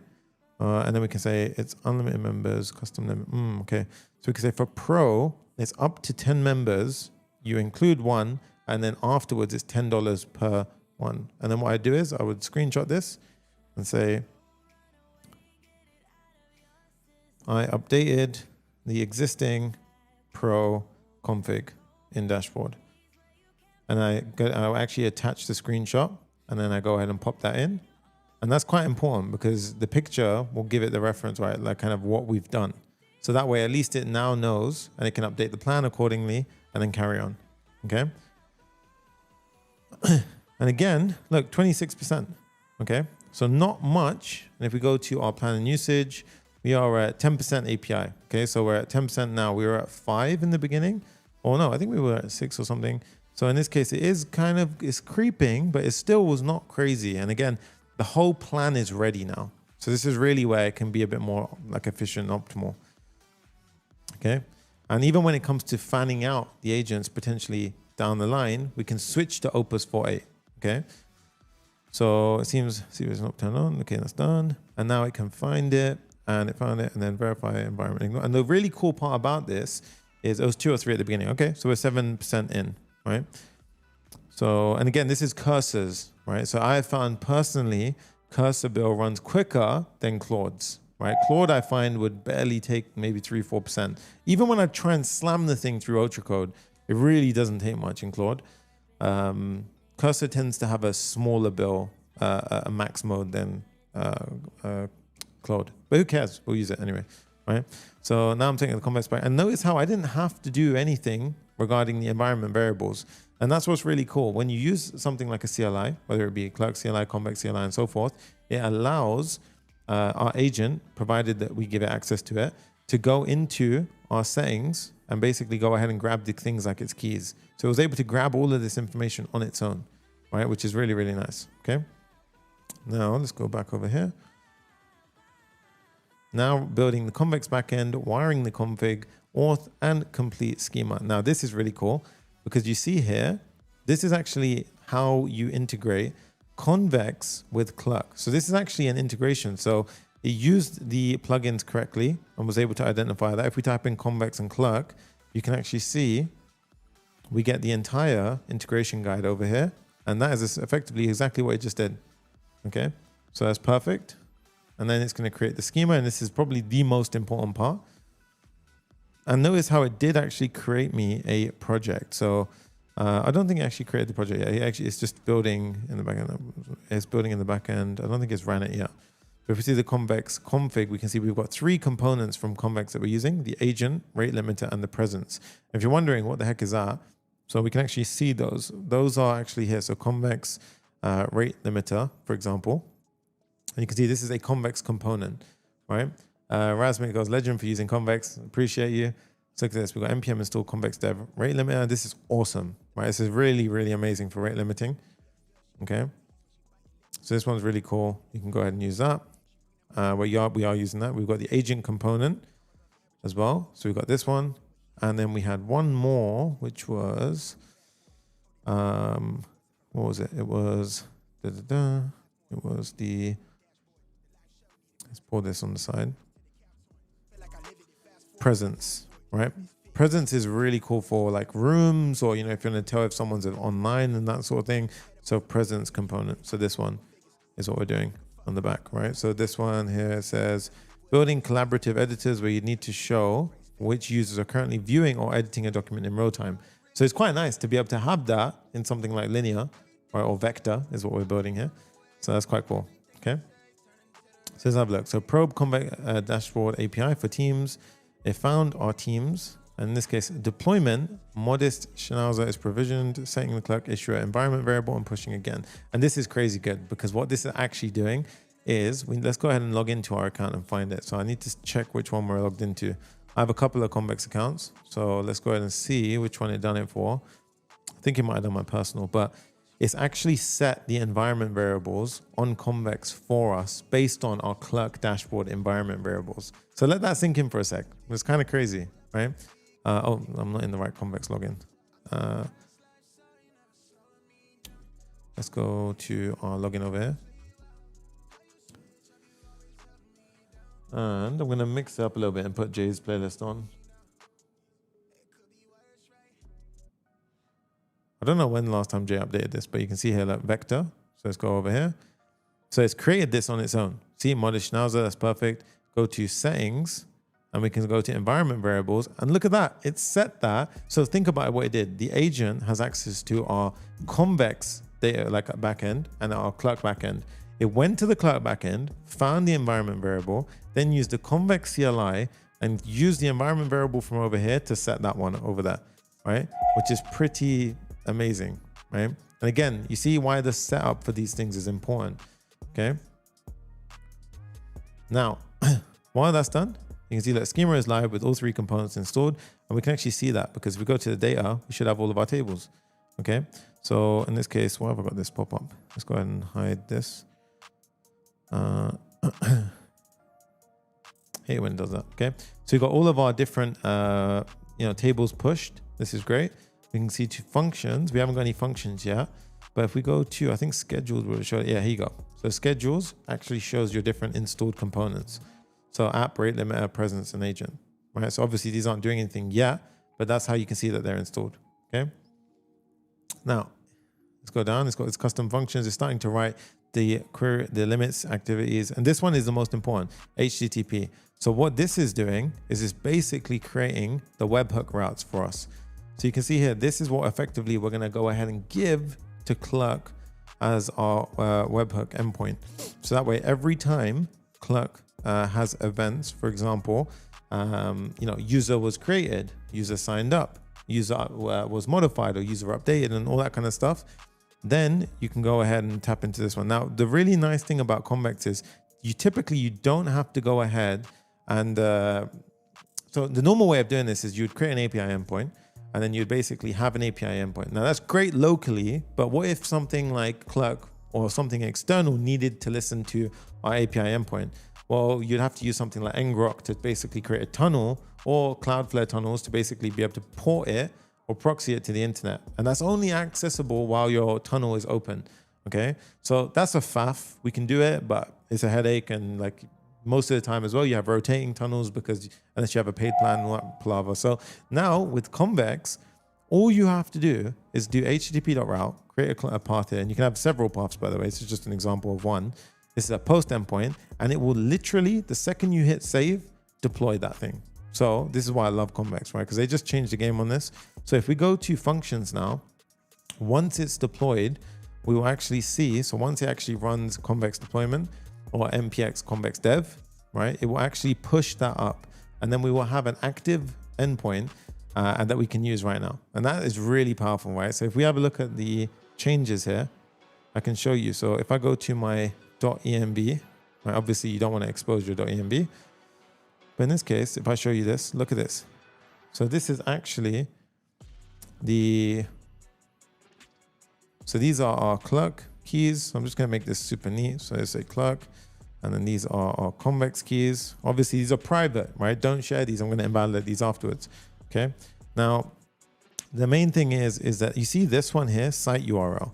So it's going to effectively be this URL / clerk-webhook. So that's basically going to be the URL that will go live the second this goes ahead and does that, right? Or runs it. So here, let's go ahead and see that if it will start to run the Convex functions and code gen. So tried to run it. It found a few issues. It's fixing those. Push Convex functions again, right? In a second, we should see that go up. So now let's see if it works. We'll see some Convex functions populate here. And look at that, boom. Amazing. Convex AI function, files, install run px install. Right, so that's actually important. Yes, install these. Actually, you don't even need to because we have the Convex plugin installed, so it's fine, right? But typically, yeah, you kind of, in my opinion, you should do that, right? But here, look at this. So now this is actually an active URL, okay? That supports, so it would be that URL, the site URL. So in this case, I'm just going to make this easier for us to work with. Let's pop this over here. So it's going to be this / clerk webhook, and that's live right now. So that actually sets everything up, right? So that's pretty awesome. Now, Clerk's API only exposes a SPX application and a portal. Let me try creating the SPX app and you keep using the portal token to register the endpoint programmatically. So now what it's trying to do is it's trying to see if we can actually register the webhook endpoint on Clerk side itself using the CLI, which I don't think it can do, but it did actually seem to create one. So look at this, create a webhook endpoint. I think it can, if it can do this, this is incredible. Oh, okay. So look, it's going to do a little token. It's making a little script to run. So basically / endpoint. So it's trying to create it inside of Convex right now. Okay. So if we go over to Convex and we can see it's actually adding this in. Secret resolution, let's see. Set webhook secret in Convex, testing end-to-end sync, creating a test user in Clerk and checking it lands in the Convex users table. Okay, let's have a look. So let's go to our users table. So it hasn't come in yet. And that's chances are that's because we haven't got, oh, hang on a minute. It did something. Oh, it did come through. Okay, which means if we go over here to our webhooks inside of Clerk, so let's go over to our developers, webhooks. This is insane if it created it. Guys, that's crazy. That is insane. So what it did now using the Clerk CLI is it created a Clerk webhook for us. Like if you, like this is absolutely insane because this is stuff that you would typically have to do manually. I've done it a million times on streams and you can see now using, remember that I showed you before, this endpoint / Clerk webhook, right? This is crazy. So now it will go into it. It actually set the correct types of events to look for, got the signing secret, everything else, event catalog, right? Like when these event types happen, it's going to go ahead and do it. That's awesome. Okay. And think about it. Now that it can do that, it gets even more powerful because you can basically debug at that level too. So now your AI agent can go through and be like, okay, why did a webhook fail? Well, if you've got the CLIs installed and it has access to it, it can go in and check that exact thing. Okay, now can you see why you want to do this sequentially? Right? Of course, if you ran this like in parallel, things can go wrong, things can clash, all these other things can happen. So this is incredibly powerful stuff that's just happened because obviously we can have our plugins that allow us to basically have all of the things like MCP skills, and then pair that with CLIs, and you've got basically the expertise and knowledge for your agents, plus the hands that allow them to go into your dashboards and basically tinker with the configs and everything like that. Okay. Now, it's committed that, which is perfect. Let's have a look. If it did that, go into our Git, and as you can see, yep, it's doing the commits nicely. So this is another reason why we want to use something like a planning mode. Okay. So the planning mode, chances are in that plan would have specified to commit at phases. Of course, I pushed to be in phases as well. Okay. So because of that, you can see we get these nice commits, and this is what you want, because every single time you go ahead and what's it called? Now, if you have any kind of fire that happens or something breaks, you can just revert. Okay. Next time it goes, I reckon Clerk and Convex should just get married because clearly they love each other and just love devs. Amazing dev experience. I cry whenever I can't use the two. Yeah, honestly, in my opinion, it's the golden stack at the moment. Like, they're just AI first. They're incredibly powerful to use with AI agents, and it's just so sick. So in this case, we are now doing, let's have a look. He actually modified the plan. Let's have a look what it did. Oh, and look at this. This is really nice. So it's actually taking note of the plan changes. You can see, look, this is basically how it's keeping track. And this is one thing this is the irony behind this build. We're building Linear, which is a tracking application, right? So it's like a ticket tracking, which is basically keeps track of what tasks are currently in progress and to do and so forth. And our agent itself is actually doing this with a file over here. So it's basically using, changes in a file to basically keep track of the status, right? So if agents do it at this level, imagine when you have Linear working with your agents. So that's why I personally use it all the time with my agents. Okay. Now let's go back over here and let's take a look. So, and this bit is the real fun part, because now I'm very confident in this going to start flying now. So the app shell, I'll build primitives first, then the shell, command palette, and the issue pages. And one thing I want to mention as well is, look, if we're going to plans and usage, we're 13%. This might seem like a lot, okay, that we might have gone, I think we've used 10% so far inside a cursor. But imagine if you just keep firing through like bad solutions, fixing a bad solution, going that kind of, really bad loop that keeps going back and forth, you'll end up burning through like 50% of your bill if you don't know what you're doing, and come out still with a bad app. This way, I promise you'll have the most incredible clean app, right? And it's all going to come together really nicely. Okay, so status icon, priority icon, use avatar, label chips, registry, command providers. These are all the different dialogues. Okay. And one thing that I find that it does a lot is it will end up doing this. And it really doesn't find that this pattern hasn't changed the more models get powerful. I find that the code gets better, but I still find some annoying habits sometimes, like where they might have repeated code, like that they could have extracted out. But to be honest, I still believe that Fable 5 has done the best job so far of reducing that. So you don't have to really worry too much about it, but it's just something to know that is there still. But in this case, the code looks pretty clean. The only thing I do notice here, everything is mostly client components, okay? So you could always refactor and change that up, but there could be a clear design decision for that. Parallel track registry, tracks register their issues. This is cool. Here with one-line additions, import your command dependent array. Okay. In this case, it should probably, so it's starting to do its build now. Now let's take a look at the plan in the meantime. So Command P is what I just pressed. So I can go through. So Command P still works, by the way. You can still hop around between files. Okay. Now over here, let's have a look at the plan, and we can see, look, we've done the Clerk setup. We've done the Convex backend core. The app show and design system is what it's doing right now. So for example, layout. Okay. So if I go into the layout now, we can see, look, our layout is here. We have our header. We have effectively, vector. And then in this case, we have the children that are rendered underneath. Okay. Now, if I go into the actual app top level, we can see that we've got this marketing, sign in and sign up, which are public pages. And then we can see the top level layout. So in this case, we've got the providers wrapper. So if we click into providers here, you can see like Clerk, Convex provider with Clerk. So it set Clerk and Convex up perfectly. This is exactly what I would have done, right? So it's really, really good. And again, the one thing I really want like everyone to focus on here, it's not about, oh my God, AI is going to take my job and blah, blah, blah, like all that rubbish.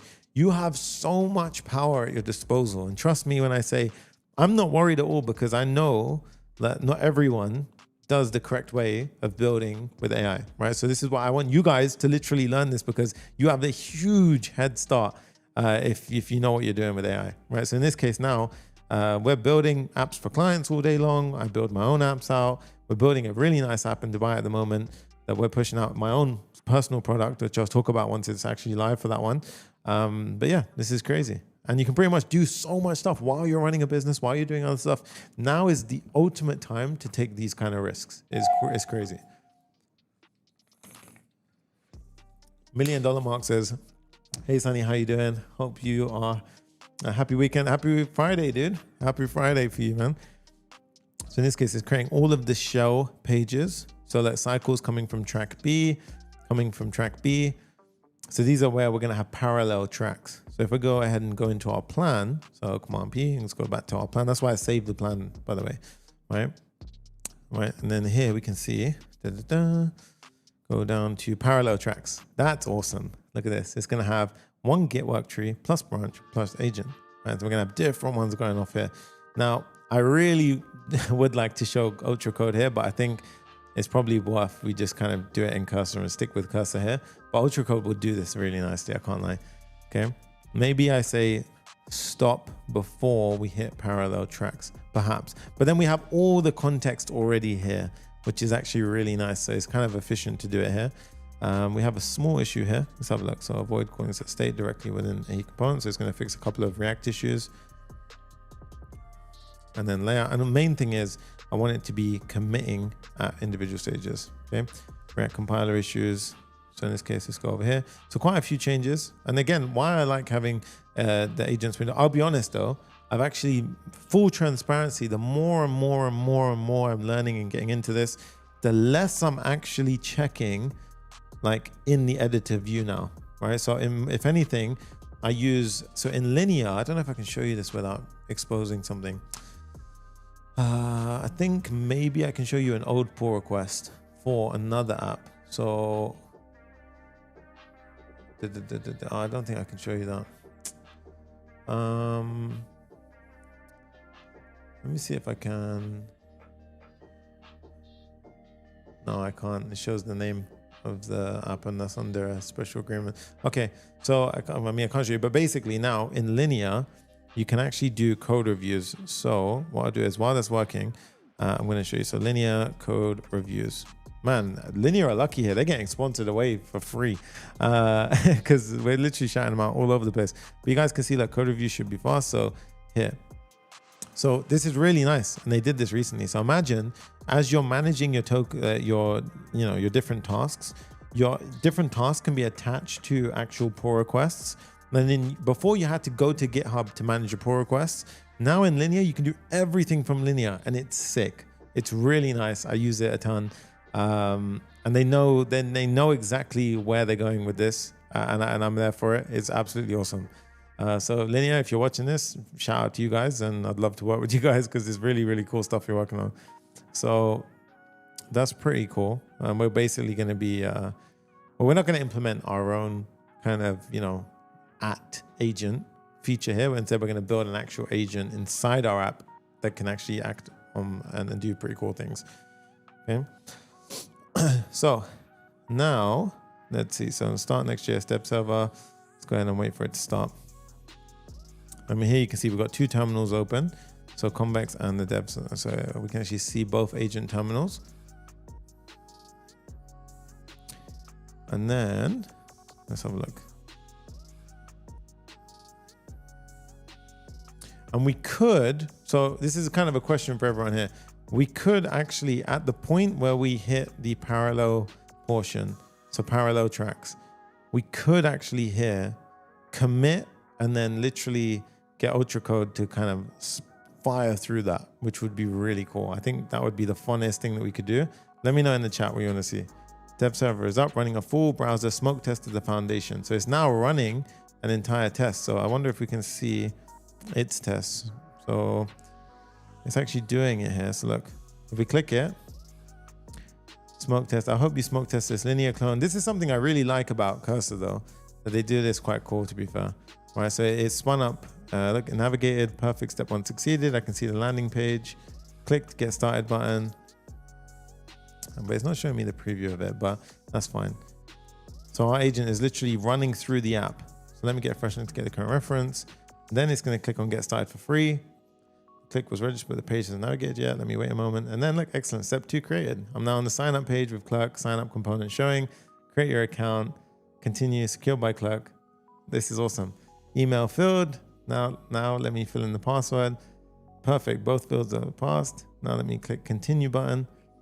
And by the way, I want you to pay attention to that. You see plus Clerk test. So that is actually a test field that works only inside of test environments with Clerk. So if you do any email plus clerk_test inside of the email address box, it actually bypasses the SMS OTP part. So a bot can test for you. All right, so it's really, really cool. And like step 3 progressing, I've reached the email verification screen. Verify your emails, mention instruction for test mode emails. Oh, you actually just use 4242. So you see that? So you can just do plus clerk test at example.com. So literally I could have like sunny.sanger at plus clerk_test at gmail.com. And then my verification code would just be 424242. All right, so this is how AI agents can get through that part, right? What did I do here? Oh, yeah. Okay. Da-da-da. I'm now on the Clerk hosted page. Using this matches step 4 expectations. Let me click to select it and proceed. Okay. Now, what's this snapshot? Does it show me the snapshot? I don't know. Okay. So instead of testing this part out now, we can do it. So in this case, it probably just ran into a bit of a circle now, to be fair. So because that's actually a Clerk hosted page. So it's not actually the correct redirect that it did. So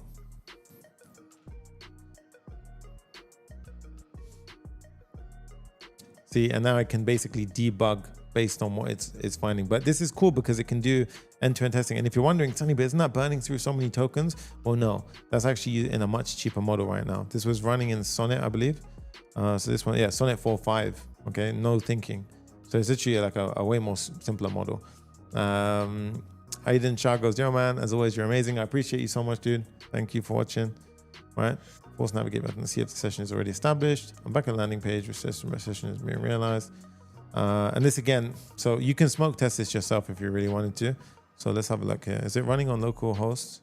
So let's have a look. So if we go to localhost 3000, we can see, oh, I've actually got my old one running. Let me kill the old app. That's probably actually why it's maybe getting screwed up. So, sign to vector. Yeah, this is probably the one that it's finding. Localhost plan chip. No, it is. It's on. Yeah, because I cut the other one. So I've got the login, and let's log into my account, and let's see what it's effectively seeing. Okay. And again, like this part, you could just leave it because it's gonna let smoke test result worked. So step filed failed, current URL unblocked, and you can basically go ahead and pick it. Okay, so this is what it was seeing here. Look. So you're not signed in yet. Sign into Clerk to connect your application. Okay. The current is in work. Step 622 could be tested, cannot be tested due to this blocker. Okay, so let's see what it does now. Force organization is triggering a session task reader to your hosted task page. To disable force organization select in the Clerk config.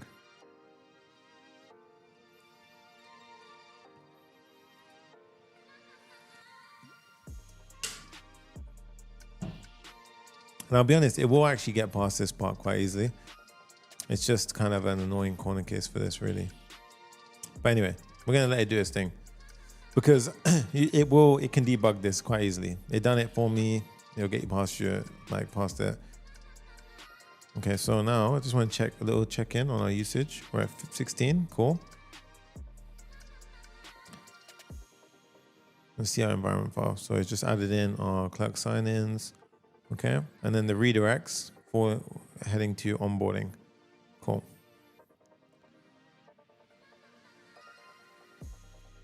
Now, it's going to really fly the second we do the parallel step. So once it's done, I want to do one thing. So I want to say, once you hit parallel steps, so once you hit parallel steps, I want you to, let's just see, I want you to stop and let me continue on Claude code.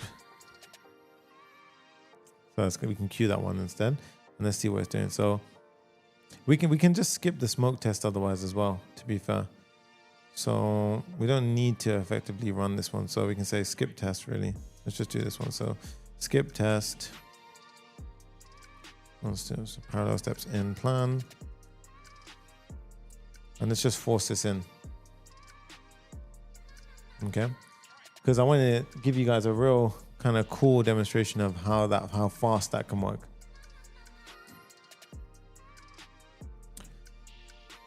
Okay, I'm skipping the browser test and wrapping up. There you go. Writing agents MD, track file ownership map, and parallel work rules.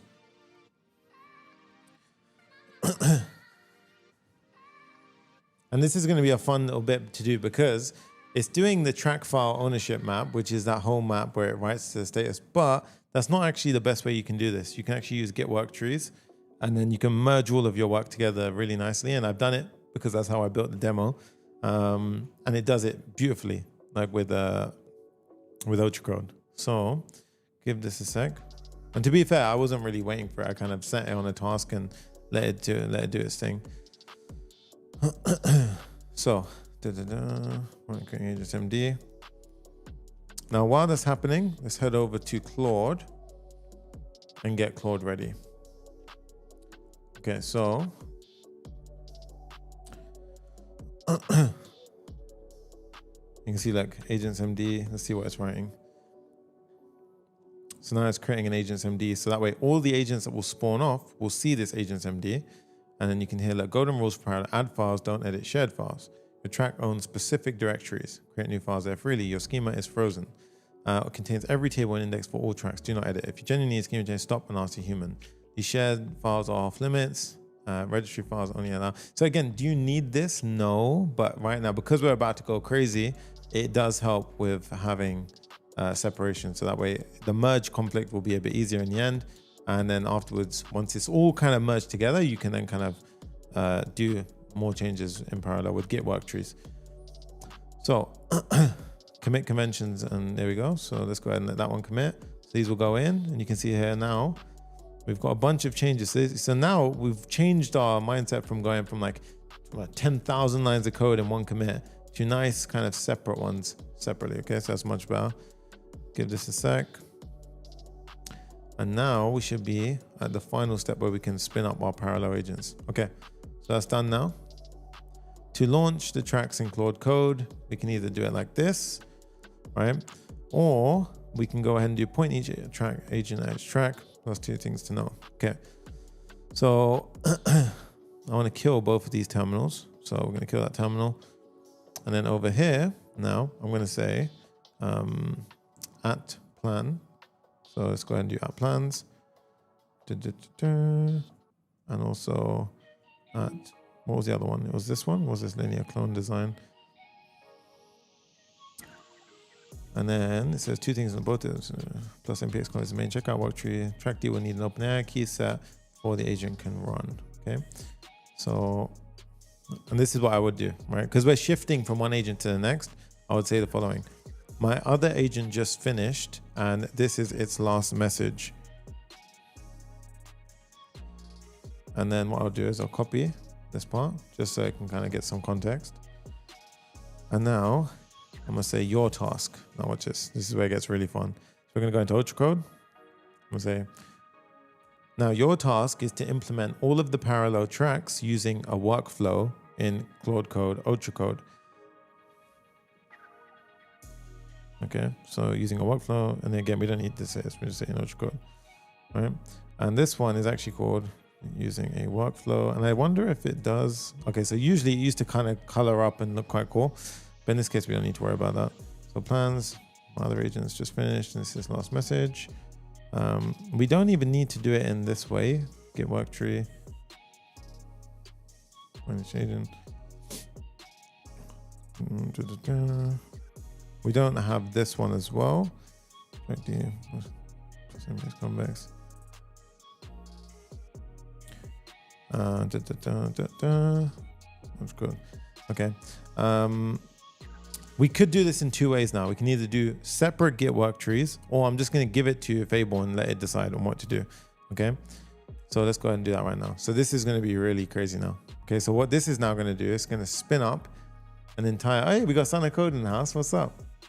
Right.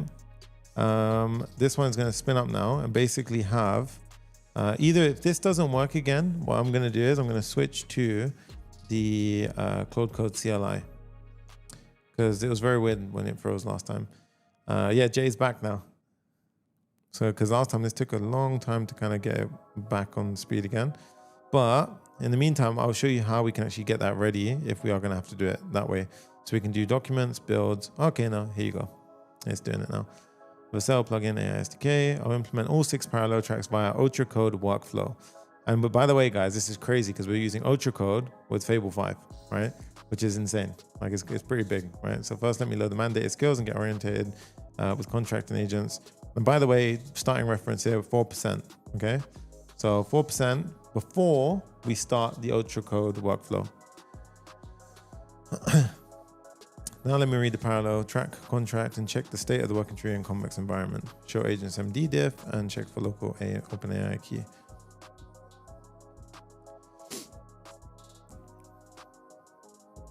So the foundation is the most important part.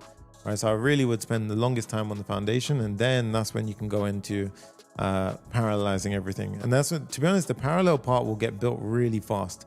And that's why I don't really stress on these live streams, because you'll see I spend most time on the planning part because the parallel tracks will fly through things like crazy, right? Check for a local OpenAI key. I can give it an AI key, it's fine. We can do that one afterwards. First, let me get the mandated skills and get oriented with the contract in agents MD. So give it its time. The one thing I have found is when I use Claude Code with Fable 5 inside of, so when I use Fable 5 inside of Claude Code, I find that it does take its time. So these will tend to rack on for quite a while. And then, but it tends to be very efficient with tokens, way more, I feel, than Cursor. So Cursor, I feel, tends to go ahead and, we were using Fable before. Yeah, we were using Fable before. So Cursor tends to be very aggressive with its token usage, in my opinion, versus this. Right? I feel like from what I've seen from the Fable usage, it tends to be pretty neat with this. But sometimes I can't, like Claude Code goes pretty mad as well. All right, so is this gonna do, no. Let's see. I'm just gonna say stop and say, don't worry about setting a OpenAI key at the moment. We can do that at the end. And then we can carry on, because I feel like it's going to try and search my entire computer at this point to try and find a key. And that's not the goal of this, right? Now you can have it on auto mode or bypass permissions entirely. It's going to go. I don't know why it's being slow today, to be honest. It's kind of frustrating. But if it does take a lot longer, then what I might do is just do documents, builds. Let's do vector, YouTube app. And then we can do Claude in here. Fable 5 is here. So we can go into, we are in Fable 5 at the moment. We can do, we can copy this message. And let's just stop this one, because I don't know. I don't know if it's that app or if it's my thing that's not working, but something's not really doing it well, right? So let's go ahead and pop it in here. So paste this in, and I'm just going to say, don't worry about setting the OpenAI key. We can do that right at the end. My main focus is that you start building as soon as possible in parallel using a workflow. Okay. Let's just try it here. So I'm going to stop this one. I'm just going to fly with this one. Okay. So again, the only difference now is where basically just here's an IDE and here is Claude Code CLI, right? I just find that sometimes I tend to get more insight as to what's going on here, because I can see that tokens are being spent and used, as opposed to if I go in the other one, it just kind of says thinking. And to me, it just drives me crazy because I can't see if anything's actually happening. In this case, to go ahead and run things in parallel, it's quite a lot of work. So chances are it's going to go ahead and actually do, what's it called?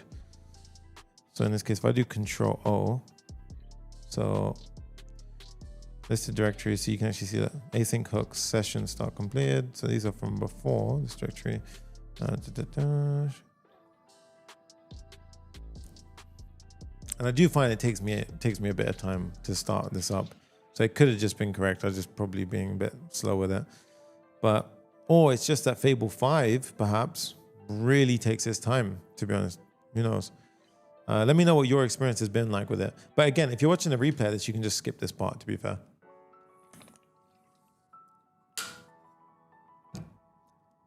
And the truth is, actually, at this point, you could really go with Opus 4.8 here in Ultra Code mode, and it would just fly through here.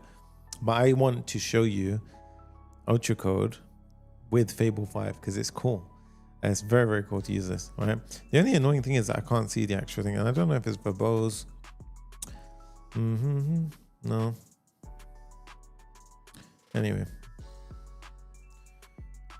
Actioning, almost done, thinking with extra high effort. And you can see the main thing, the main way I check if something is actually doing something versus hanging is here. So you can see here, like it's basically the token usage, right? But once it kicks up the workflow, it flies. It really flies. Okay.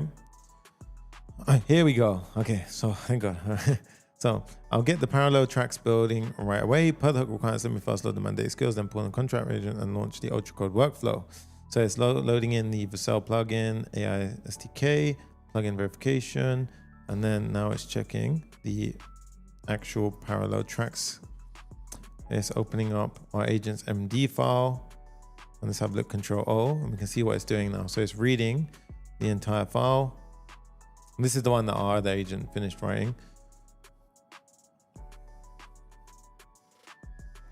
But remember, this is very bespoke. So typically this is actually a little bit different to what I would have actually done myself, because the way I typically would do this is I wouldn't actually have like an agent's rule effectively where it said, you know, you can't have overlaps and this kind of thing.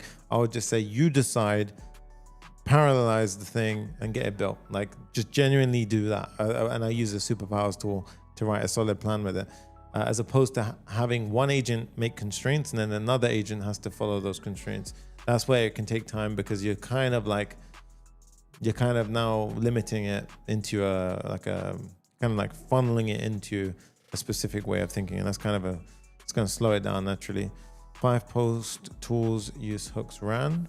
And by the way, all of my original plugins are still installed here, right? So I've installed all of those plugins that I showed you earlier here as well, okay? Now, just while this is happening, let's dive through some of our other parts of the setup so we can just make sure everything's set up in the correct way.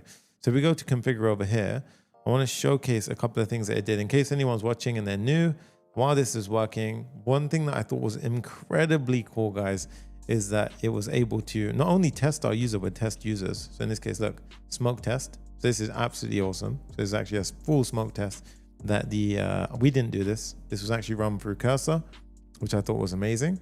And then if we go over to configure, we can see you've got sessions. This actual session JWT template would have been created. So that Convex session was created and it actually added in. So this wasn't here, by the way. This AUD is here, but it added in the organization, row and slug as part of the JWT token, which is actually really, really cool that it did that on its own, right? And then on top of that, it enabled billing, which I thought was awesome. So we go here. So it enabled our organization billing. It created all 3 plans. And then you see we even have seat-based billing, which is absolutely awesome, right? What's it called? So now let's go back over here. Let's give it a chance. So it's racking up more now. Chances are it's a parallel plan. It's going to take time for it to basically figure it all out, but we just got to be a little bit patient here. The only problem with live streaming while it's thinking is you really can't wait. So this is the ultimate time really to throw me a question. If you have any question, happy to answer it now, whether it be based around Fable, AI kind of coding workflows. Some great questions came in earlier, so feel free to carry on asking those ones any more that you might have. And somebody asked previously, do we get the source code? Yes, I can give you the source code at the end of this. Okay. I'm going to change the music up a little bit as well. It's kind of sleepy music.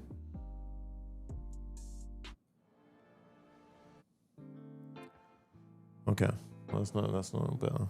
Yeah. So now we wait for this to do its thing. So again, you see the benefit, right? If you have to switch your agent every time to do basically have it like this, it can take time to orchestrate.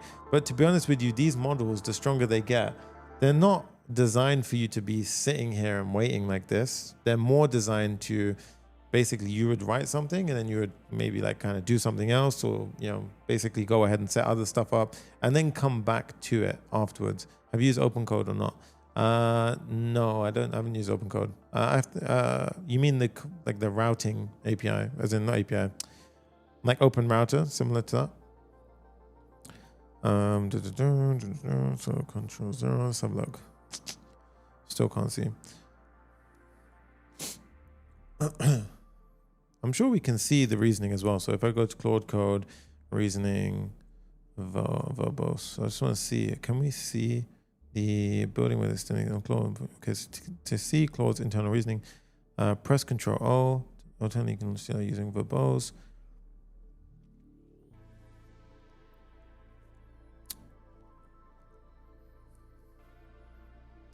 So if I do settings, I want to check something.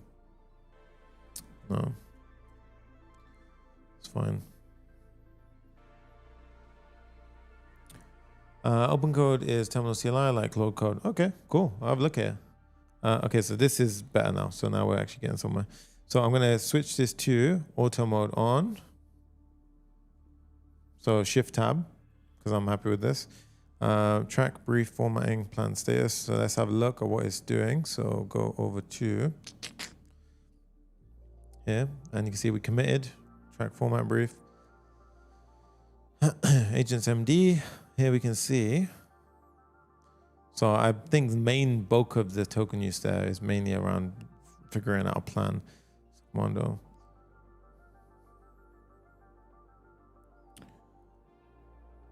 And truly, so maximum thoroughness. So typically one thing I love as well is Go. So /Go. Let me know if you guys have actually used this, right? But /Go is incredible. So what you do is you type in /Go and then you write a desired outcome. So in this case, I could do, for example, implement the entire parallel track on this plan, right? So in this case, we could just pop the plan in, right? So let's say, for example, you did that. Then what you could do is you could basically just disappear, right? You can go away. You just have to know that obviously it's in, at that point on, it's in effectively a loop. So I could go away. I could basically go have dinner. I can do something else. And the agent is basically going to create its own success criteria and basically come back every single time. And basically every time it finishes a task, it'll check against this criteria and be like, did I match the finished goal? And this is a really good way of making sure that that kind of like, what I will do is I'll write the goal, which has a condition afterwards. You write /Go with a condition. Then I'll say, okay, make sure there are no existing, like make sure you do a code review. And if there are any findings, you fix them. Keep repeating that cycle over and over again as part of the initial goal until everything goes through and that PR has a green light, right? And that for me is when it will be okay to kind of continue and until the task is concluded as done. Now, you can see it took a while, but we got it. The workflow is live. All 6 tracks are now building in parallel. This is where things go crazy, right? So workflow vector parallel track. So if we go down, I can actually go and you see how it goes down? I can put spacebar, oops, down, enter key, sorry. What was this? Why can't I do it? /workflows. Okay, what's going on with this? Why can't I? /workflow. Okay. Yeah, there we go. /workflows. And now if I come up, we can see, well, actually something interesting is happening. Why is my CPU absolutely wilding out? So, okay, so something is crashing and oh no, I'm really worried about that actually. Because I'm hoping it's not each of these trying to fight for the CPU use, because that's gonna cause the stream to crash. So I hope that don't happen. Because right now you can see my CPU is firing up. So chances are something is definitely eating away at that. But basically, yeah, okay, I don't know if my stream's crashing right now. It's not, it's fine. CPU is high, but it's okay, right? So each of these is in Fable 5. Now, do you need each one in Fable 5? No, you do not, okay? So I just want to go ahead and tell you that, right? Like, you definitely don't need all in Fable 5, but I'm doing it for you guys to go ahead and see how it works. I'm just going to message Jace.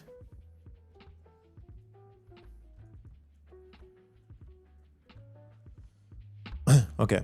But in this case, you can see each one spun up a work tree, and then now it's working. Okay, so 50,000 tokens for this one, 50,000 tokens for this one. So effectively, we have 6 agents building in parallel now. And this is really, really cool, because now, if you want to get any kind of inspection on what the hell's going on here, you can go into Cursor, and this is what I like to do, right? So Cursor is kind of cool for this.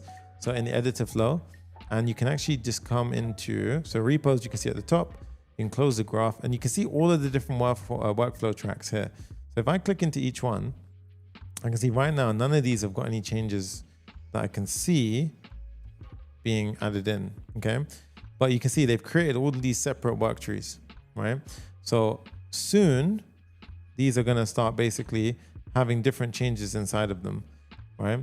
If I go to agent review, no, this one. So, and effectively, all of these are on the same point right now. So no one has committed ahead of another one yet, okay? But soon, we're gonna start seeing these basically have little differences in between them. And that's where each of these work trees is gonna go ahead and do its thing.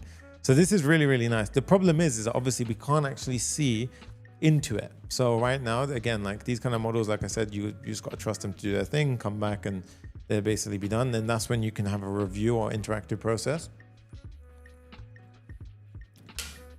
And again, is this overkill? Yeah. You don't need to have 6 agents flying in a workflow like this. 6 Fable 5 agents in a workflow. I thought it'd be cool to go ahead and do this, so that's why we're going to give this one a try. Now these are idle. Let's see, it's interesting that these are idle, because it could have been that CPU issue that happened earlier, but I don't think it is. Build tracks A to happen parallel. Work trees merge A, B, C, B, E, D, F, audit, and fix. And so far, none of us seem to be making changes.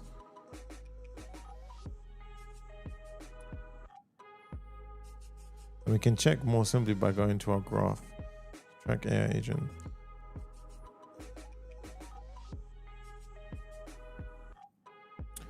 Are you a developer? Yes. For about 15 years.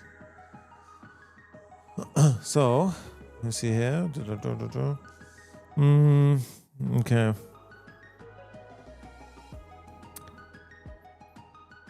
The problem here is that chances are that they could have been idle because they were trying to change something in particular, meaning like, oh no, they're not idle, they are carrying on. So they're literally just thinking. So when they're doing that, they're pretty much thinking. Idle 30 seconds, 95. The second we can see any kind of change happening, I'll be much more confident. Whereas right now, not feeling too happy with this. So this must be so fun with the knowledge you already have. I'm between vibe coding and learning to code. Yeah, it really is. Like once you, yeah, it's true. It's true. You can definitely appreciate like what they're doing. And you basically have these like superpowers where you can like code a ton faster than we could have done before. Right now, I'm trying to push the boundary on stream of what I've done before. So I've not actually ran something like this before as in like 5 agents like this in a work tree before. I have a feeling right now they're all fighting over the same file though. That's the problem. And I don't think this is a good idea at all. But we can't actually, I'm not sure we can dive into these. Oh, we can. Yeah, sorry, we can. Yeah, so we can do this. We can do activity. So I can look into them. Let's see. So these are all pretty much implementing agent. So these are all pretty much reading. Shared modules. This one is now writing. So back to YouTube. Track F.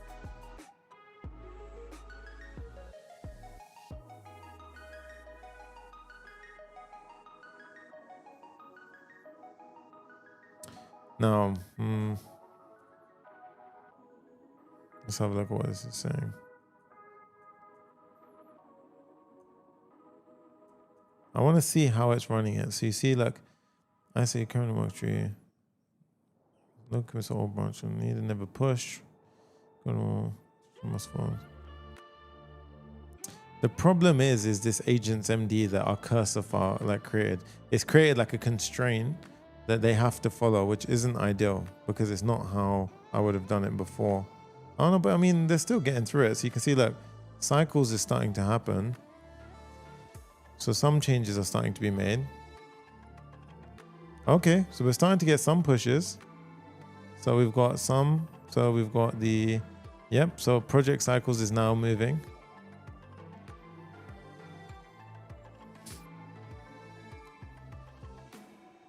And then let's have a look. So let's close all these again.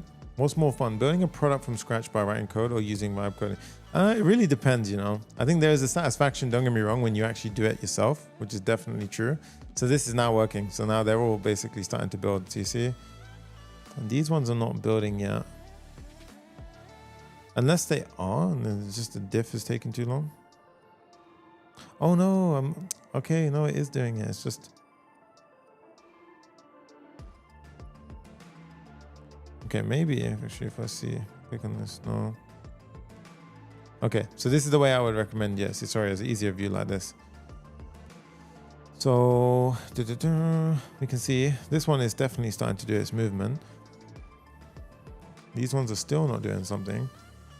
Maybe they're taking a bit longer to figure out what to do, but this one is kind of making it a bit quicker. So mock issue, what's this one? Landing page. Okay, that's nice. Yeah, okay, this is cool. This is our mock landing page. Cool. Okay.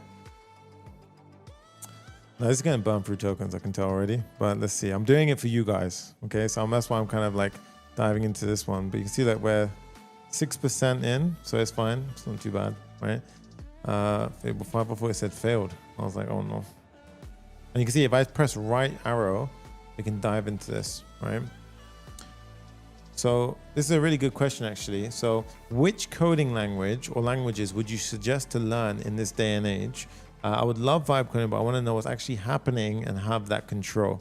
So this is kind of such a new area in education because nothing like this has ever really happened. So two things I'd recommend. One, you need to be in an environment which is constantly up to date with what's happening.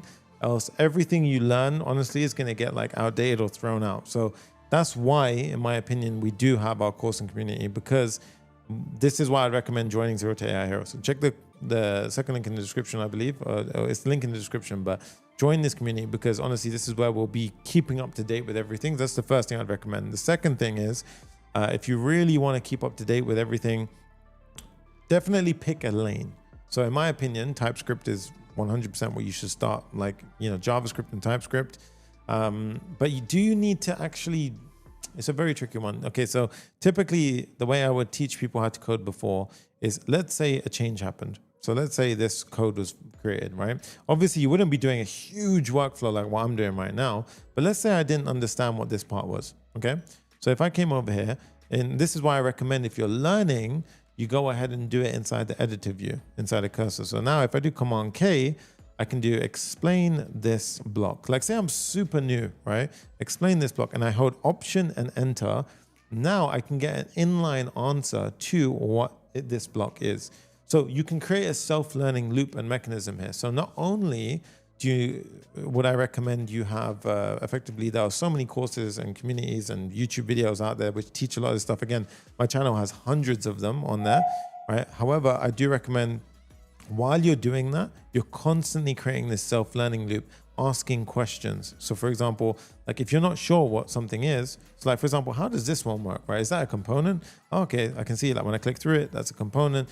What are these things? These are props, all right? So I can click into this and basically be like, you know, Command K, explain the concept of props, right? And what are props, right? Like this is, you know, what is props? Props, short for properties, or input values passed to React components from their parents. They let you customize the component's behavior or appearance. You see like what we're doing, right? This is really what I recommend. So I am huge on creating self-learning loops. So basically where like, and this is how I do it day to day.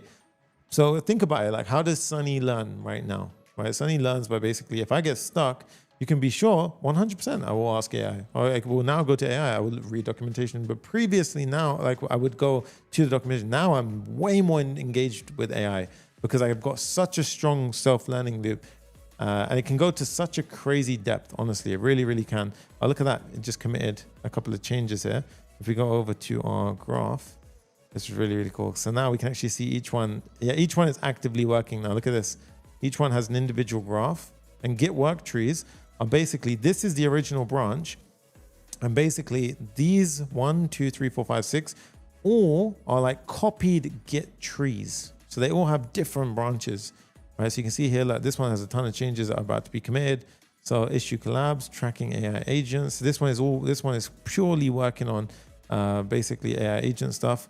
This one is working on the landing page. So you can see here, and if we go back over here now, you can see that build F is done, right? So this one was done for the landing page. So the landing page is actually complete. And we can see that one, this landing page one is complete, okay? So yeah, we 100% upload all these live builds onto the channel afterwards, 100%. So this one will be merged in. So 6 is done, okay? And then these ones are still being built out. And if we dive into it, we can see, look, this one was 103K tokens. And you might be wondering, well, Sonny, oh my God, you just spent 100, 200, 300, 400, 500, 600, 600,000 tokens. Oh my God, it's crazy. Yeah, like I said, I stressed the point.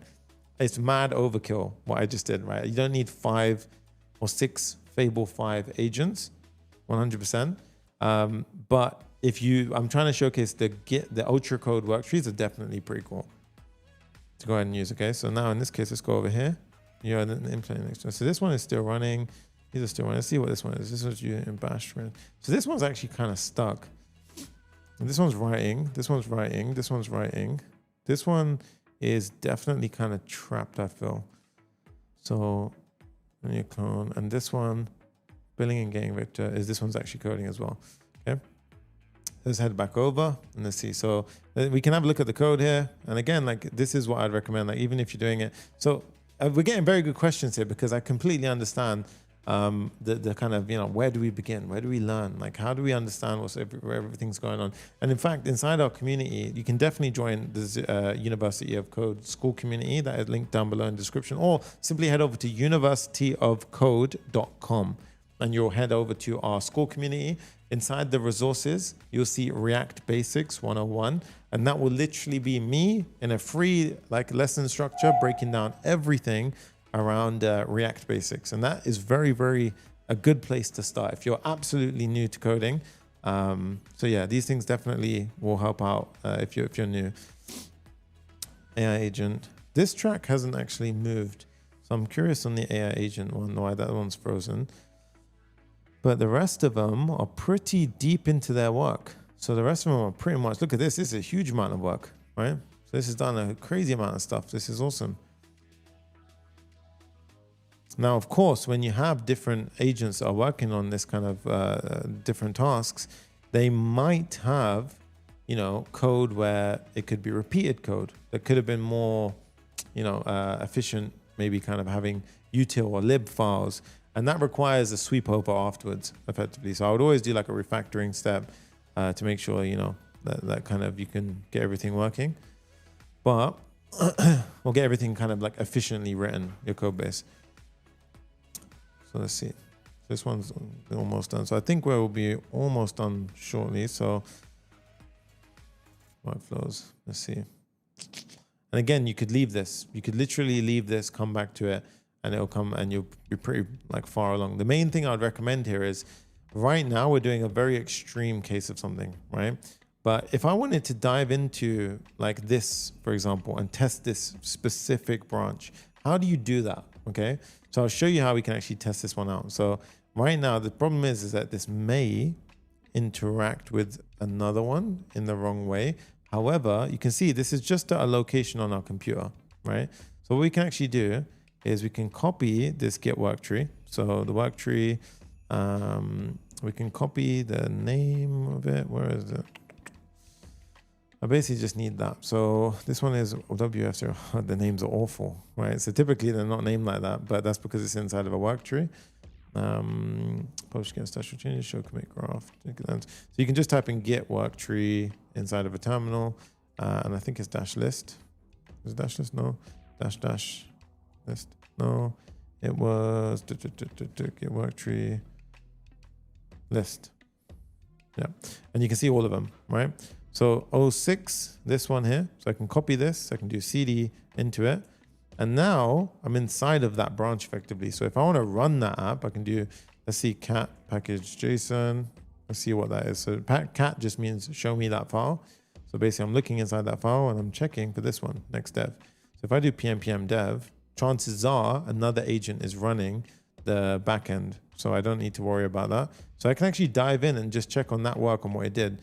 So it's not going to work because these do not have environment variables. So again, yeah. So when you actually come to use Git Worktrees, there are a couple of things you actually need to set up beforehand. For example, in order for these to actually test and run, they actually need to be able to, when they create a Git Worktree, copy over environment variables. Now, Conductor is a very cool app that you can actually use, and they actually automatically do that for you, where you can basically have Codex agents and Claude Code agents in one place running. So that's worth knowing about. But in the meantime, obviously, because we've started here, I'm just going to stick it through on this one. Right. Now you can see all work is committed with a clean working branch. Okay, so build B is done. So in this case, we're done with B. Which one was this? This was the project cycles, I believe. Yeah, so project cycles is committed. And we can see if we check this out and we go to, we can actually see all of the changes. Yeah, so cycles UI. Let's have a track B. You can actually dive through all of these to have a look, right? The main thing is, oh, now it's working. Track AI agent, okay? So this one probably took a little bit more thought, but this is the one I'm really interested in. So if we look at the embeddings file, so internal agent, this is failing because it hasn't ran Convex yet. That's the only reason why. So it hasn't got its type definitions, which is why everything is effectively in any type. If we look at the limiter, this is how you set up a rate limiter. These are our coding models, so GPT-5.4 Mini for our chat model. We've got our text embedding. Embedding is basically how we can convert documents inside of Convex into embeddings, which are basically like coordinates for AI. So they can read the contents of that document a lot easier and basically search against it and so forth. Okay. And then we've got the vector agent. Okay. So this is almost going to start. We're going to see things wrapping up now. So we've got build A done. This one was for the board and views. So the board and views is now done. We've got build B, which is for the projects and cycles. Then we've got build F, which was for the landing page. And then we've got this one, which was for issue details, AI agent, billing and gating. Okay. So the real wow moment will be when they all come together. But you can see like the main reason why I think it's so important to stress the planning part is because now truly like you could actually walk away and do something else, right? Like you can do something else and come back and you've got a very high chance that the code quality is pretty damn good because we did a solid, thorough plan. And you'll be surprised when we come to test this, when it all comes together, I'm pretty confident on the outcome of what we're going to have here. Now, this one just finished. So we have issue detail and collaboration. Really nice.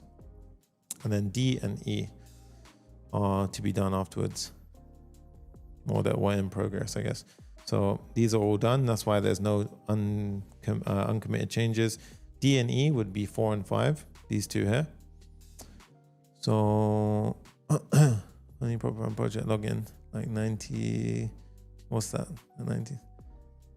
So we got the layout here. This is org slug. Let's see. And you can see all the work tree is literally a local file, like a local copy of it. 100% hit like button, 100% dude.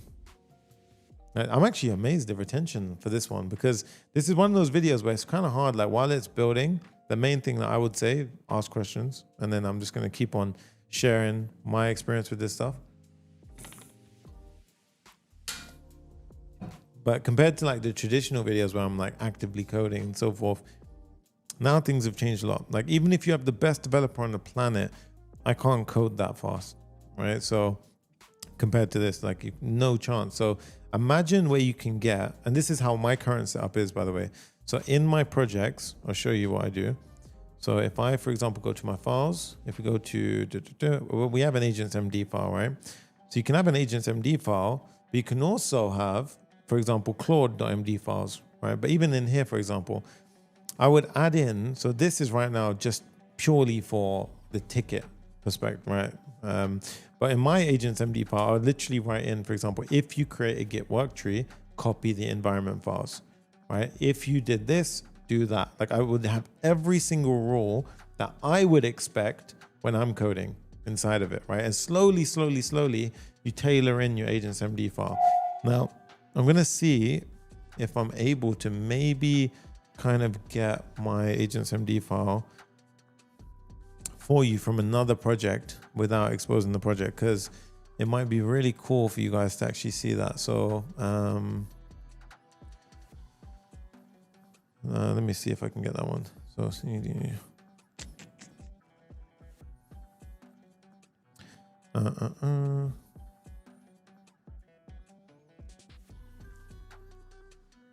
okay, so trying to see if I have it. So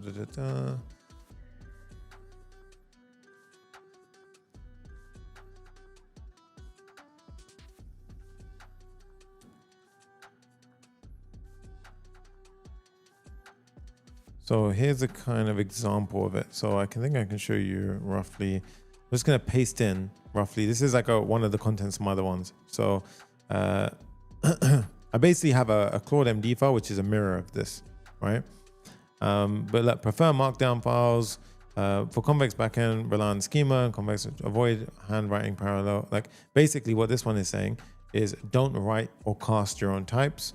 For the native app, do not duplicate the same constants or small helpers across files. Basically always try and extract things into lib files. This one here, I'm trying to find a really explain. When code review sub-agents flag issues, verify each finding against the actual source before applying it. Do not reflexively accept and patch every claim. Otherwise, what was happening before this is every agent would respond to like a PR comment and just start making a change, right? So it wasn't testing anything or anything like that. So as you basically find things, you see how it says learned user preferences? I will constantly add it to this agents file and let learned workspace facts, right? So these are all things which even on top of, oops, let me show you here. Where is it?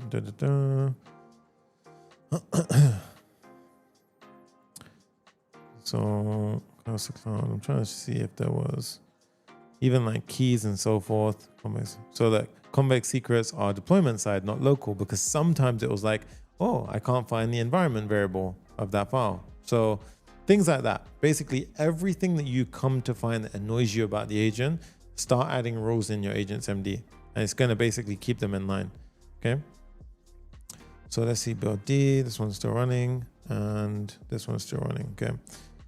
So we're almost done with these two. So this one's quite chunky actually. So, and then after this, what's going to happen is it's going to start actually pulling in. So build E is done, billing is done, billing again vector. So this is now basically got all of our gating for our different features. Build D, and think about how complex this is to do in parallel, right? And really, this workflow has only been going on for, so this one specifically 25 minutes. So think about it, guys. Like there's been about 2 hours of planning, right? Realistically, bit of planning, like a lot of back and forth, and then 25 minutes to execute the entire app, right? So that's where like, I would say we go so in depth with it, because that 25 minutes is possible because we were able to plan at that level. And trust me, you might argue that yes, you could go and start building right now and get fairly decent outcome. You could definitely do it, and you probably get a fairly decent outcome. But I promise you, if you want to really go to production and start actually, you're going to slowly uncover a ton of issues. And that's going to be the case no matter what model you use, it will be the same case, right? So let's look at this chat over here. These are all of our tons of functions. Now, each of these are all going to get pushed to Convex as this is happening. So if we go over to our functions slowly, I mean, these haven't actually ran, so that's why we don't see them here, but eventually this is going to be full. of functions that will be flying out. So this one must be done like nearly at its end now. So this one was for the AI agent. Let's have a look. And you see, look, finish features, no features or to-dos, track specific guidance, critical, you memorize SDK. Do not write any AI code from memory. See that? Super important. And it found all of these things from initially our skills that we added in, and also Superpowers, the plugin that we installed. So the foundation you build on. Right. So again, and this again was from a fresh start each time. So if I go back now, we can see I'm at 9%. Workflows. Pop this open. And we see you're the implementation agent for track D, AI agent of vector. So now it's actually committing. So like it's adding all the files and it's committing. So it's at its final end now, and it just pushed it, which means that chances are this will tick in just a second. So if we go ahead and look at a graph, yep, that was now pushed. And it's implemented all of these. Look at this chat API, thread scoped by user, streaming deltas by. This is amazing, right? And then in just a moment, this one will wrap up. And then once this is done, you see we move to phase 2 of the build, right? And phase 2 of the build, or the workflow, is where it merges these work trees together, right? So at that point, it's going to merge together all 6 of our different trees, right? Now this one, it found an issue. No, actually it committed. And then in this case, it's checking one little bit. So chances are it found a little bug. Yeah, it found a bug. So use AI access. So it's added actually in cosmetic plan gate for AI surfaces via Clerk's has check. As your authoritative enforcement. Open AI agent. And look at this, guys. It's even implemented keyboard shortcuts. So everything that we talked about, and this is one thing I really recommend. You see how big the plan initially was?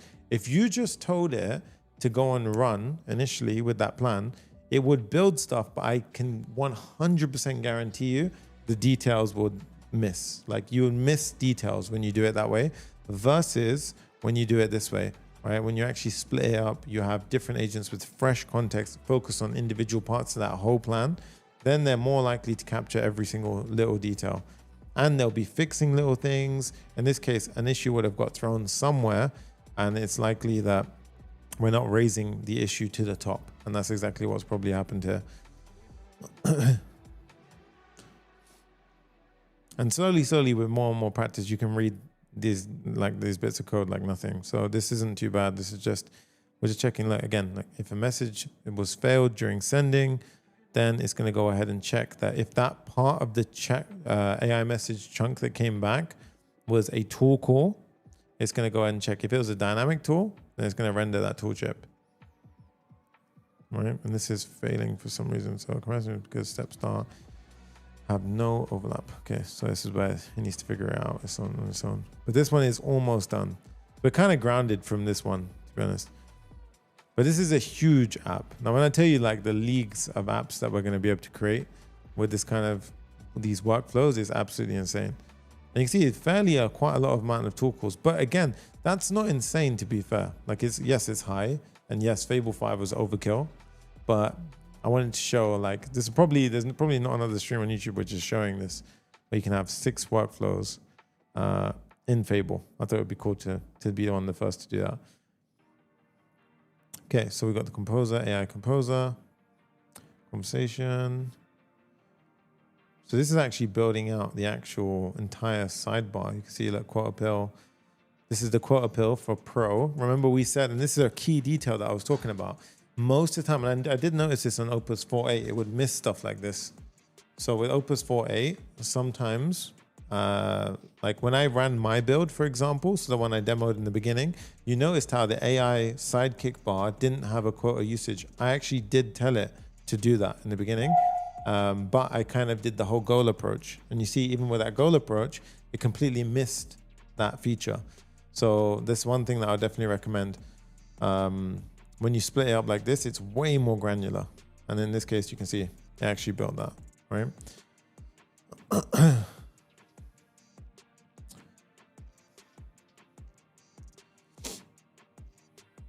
Let's have a look where we're at. So still editing.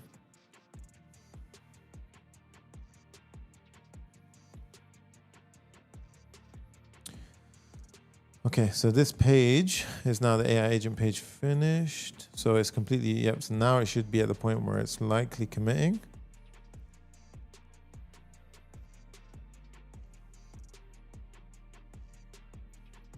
And this is cool. Look, what should I work on next? Write a stand-up report for the last 24 hours, summarize the current cycle, find issues that look like duplicates.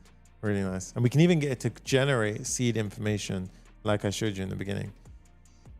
Okay, so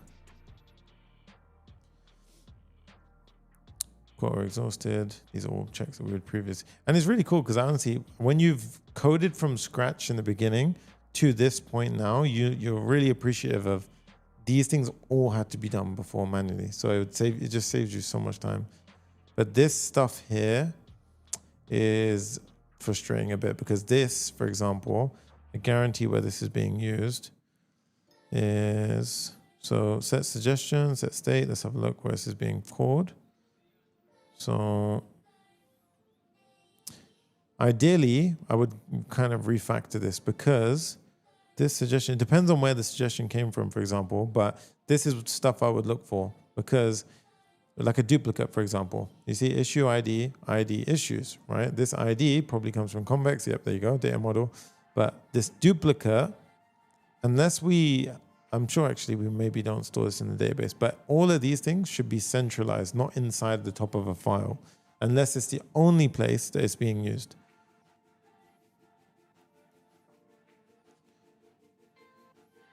Okay, so this last build is taking ages.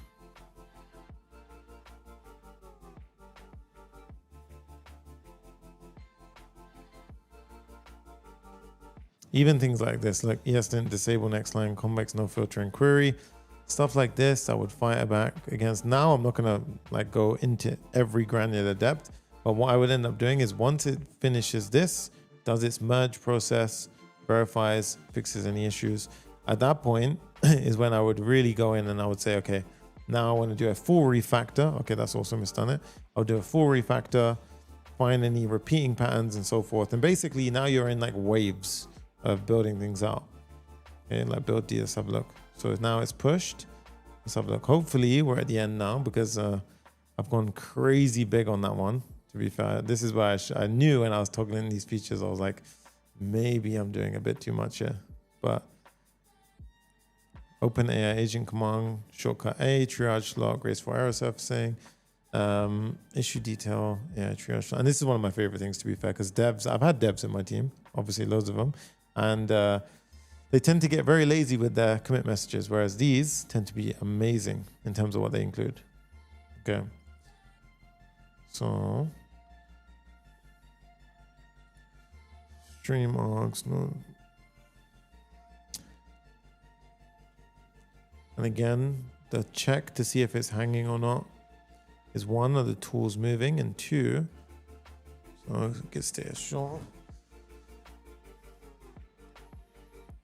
And are the tokens being used? If it ever hangs, it can hang. So like if it does take an absurd amount of time, it can genuinely be because it's hanging. So at that point, you can press X on this line to stop it.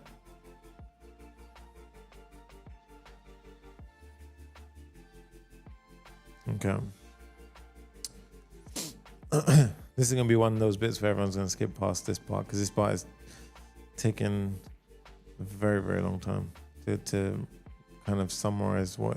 I understand why this part is taking so long. But I don't want to kill it because it's done a ton of work.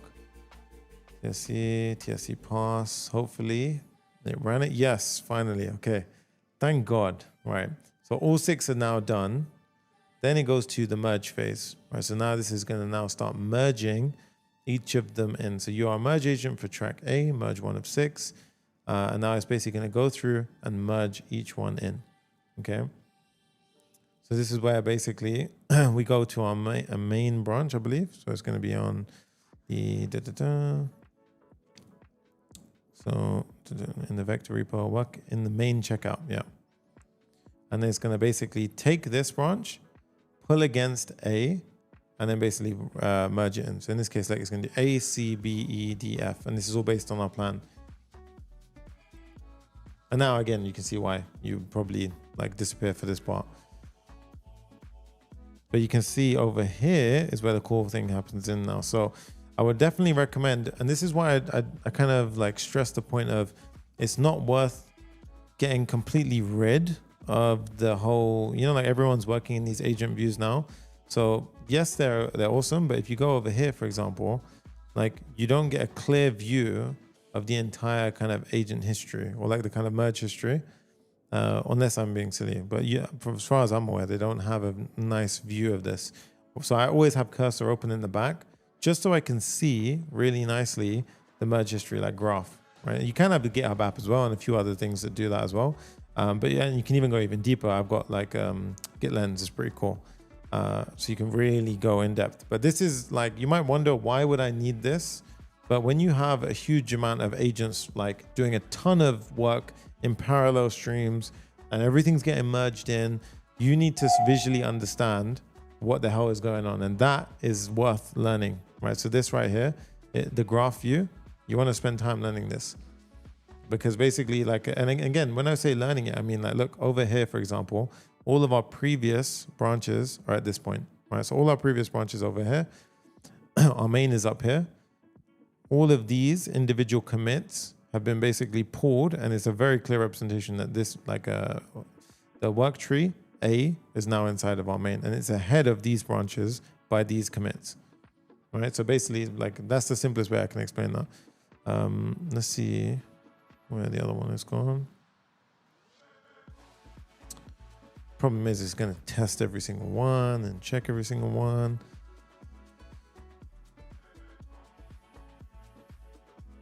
But Fable 5 is quite efficient when it's doing stuff like this, to be fair.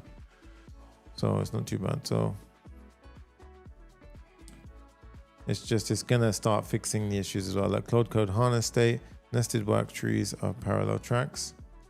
So in this case, it's gonna allow ESLint from these. So it's basically saying that, yeah, if it came from a .claude file, it's okay. You don't have to freak out with ESLint.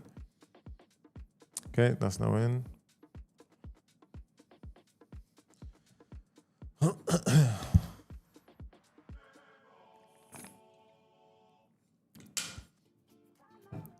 And to be fair, what I would do here more so is I don't tend to get like my agent to do it like this. So you see like now it's doing the entire merge flow. So it did the first one, it did C. If you were really going to do this, you obviously can wait for this and let it do it this way.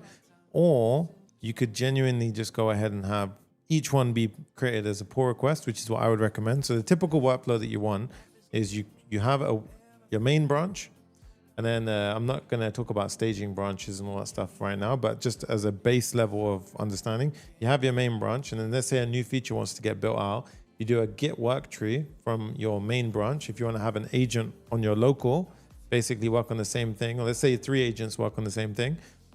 And then every single one, when it's finished its work, create a PR if you want to do it like a review process, right? If you don't create a PR, navigating it manually is just, in my opinion, you're going to have to come in here, you're going to have to apply changes, and then you're going to have to do these merge changes like this.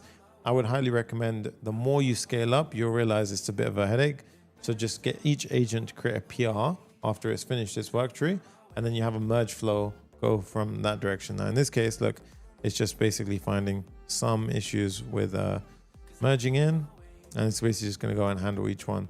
And this is going to run until we basically hit the 6 completed merges in.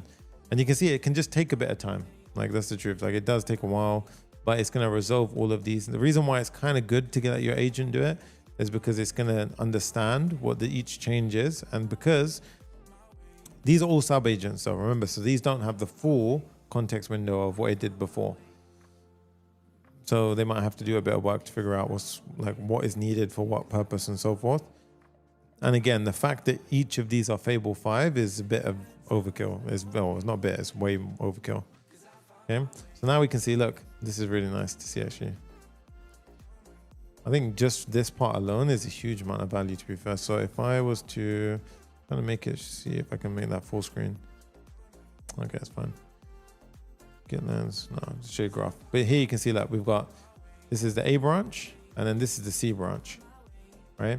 And you can see why they're not overlapping. So you see like these are not overlapping with this one is because remember, they forked all from the same point.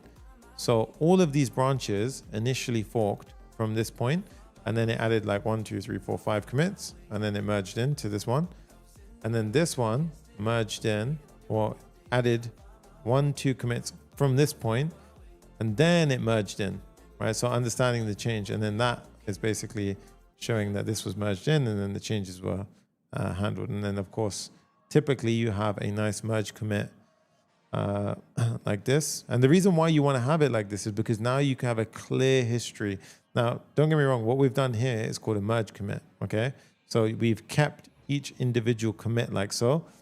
This can be messy. This isn't actually what I personally do. So you can do this. I do something called a rebase merge, which well, like a squash and merge is what it's called. And basically what that does is instead of having all of these individual commits, once I've approved effectively a branch, I will say, okay, we're going to squash these 1, 2, 3, like squash these 5 into a single commit. So it's just one. So like these 5 become a squashed down into one commit, and then it merges, and it just keeps it a little bit easier to maintain what the hell's going on, right? So like your Git history is just a bit cleaner than, because there's not much benefit in me going back and say I want to rewind to that point. No, like I want to just see like this as one block, right? Because now AI is smart enough, like this one block probably like will tell me, okay, the error happened around here, right? If I need to revert something, but I don't know at which point I need to revert here. So like, it's not really a huge benefit. I just would probably just check the entire diff across this instead. So yeah, in my opinion, when you're doing this, I would typically say use something called a squash and merge approach, okay? So now it's moving over to merge B. Let's have a look. So let's see what it actually said in the agent SMD. So I don't think it would have said it here, to be fair.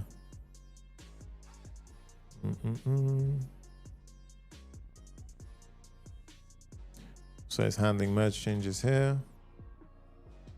It would have fixed it. This will get merged in a second, and we'll see merge track B get pulled in.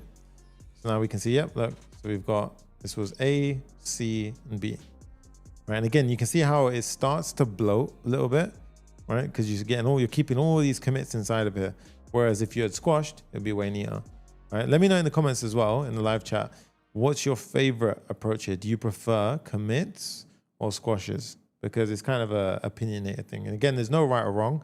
Me personally, I have all my workflows be squash and commit. The reason why people don't like doing it, by the way, is because squashing commits used to be really bad. Like in terms of if you didn't know what you're doing, you can screw up everything. So like you'd have to use a CLI, or you could do it here, for example, or you don't know what to change the setting. If you get yourself stuck in a bad rebase, it can be really messy. So yeah, now with AI, you don't have to worry about that. Okay. Okay, this is like a super patient thing, like task that I'm doing now. So we just have to wait this one out. We can actually test it in the meantime. So what we can do is we can actually keep it open, unless it's gonna try and run it, to be fair, but we could go into, so we're gonna create a new terminal. And then in here, we're gonna do pm dev. Processor only in use, using available port.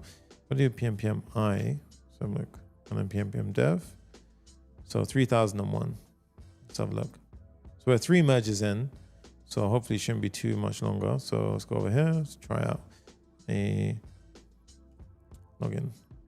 So localhost 3001. You can see plan, build, ship. Well, this is not very nice at all. So that's definitely not pulled in. I don't think that's actually the right one even, to be fair. Okay, I'm just gonna give it the benefit of the doubt. Let's go to our landing. I just want to see something. So while it's doing it, you can actually probably like, I usually get nosy and kind of run around everything. So in this case, we go to make sure we're on the main. So we're looking at the main branch right here. And then this looks like a detached main. Interesting. No, we're good. And then close it, go to app, go to our marketing, which is our landing page. And then you can see here, plan build. Oh, okay, so that does look bad, right? Well, that's not very good. Oh, the app show. Okay, so app show never actually made it in. So F was the landing, I believe. Okay, so thank God. Right, I was gonna say. Okay, so yeah, it hasn't been merged in. I thought so. If you do want to see it early, you can always jump into it. So we know F is the last one, so it's over here, landing page. So we could probably actually check that one out. But again, we don't have the environment variable. So you could copy in the EMV and do all that stuff. But at this point, we're pretty close. You might as well let it do its thing. But you can see now, this is a true kind of merge flow in action now. So I think it's hugely valuable, to be fair, because you can actually, as you skip through the waiting period of this video, but you can see here all of the different commits. So you've actually got to see a full dev flow in effect. And this is how teams would be working typically as well. Obviously, you really wouldn't want to be committing or like pulling from here, but it happens. Now we're on number 5. So we got 2 more left. And then it can pretty much, we can test it all out.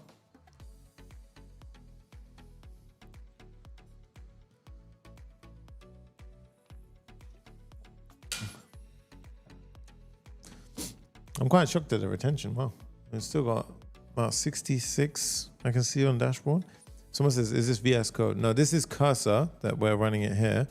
And then on the Cursor, I'm using for observability, just so I can see what is going on and the different changes as we do it. So right now I can see that there's a merge happening. And then I can see there's 3 clashes going on. So it's probably figuring out what's going on. And then over here, we have Ultra Code running.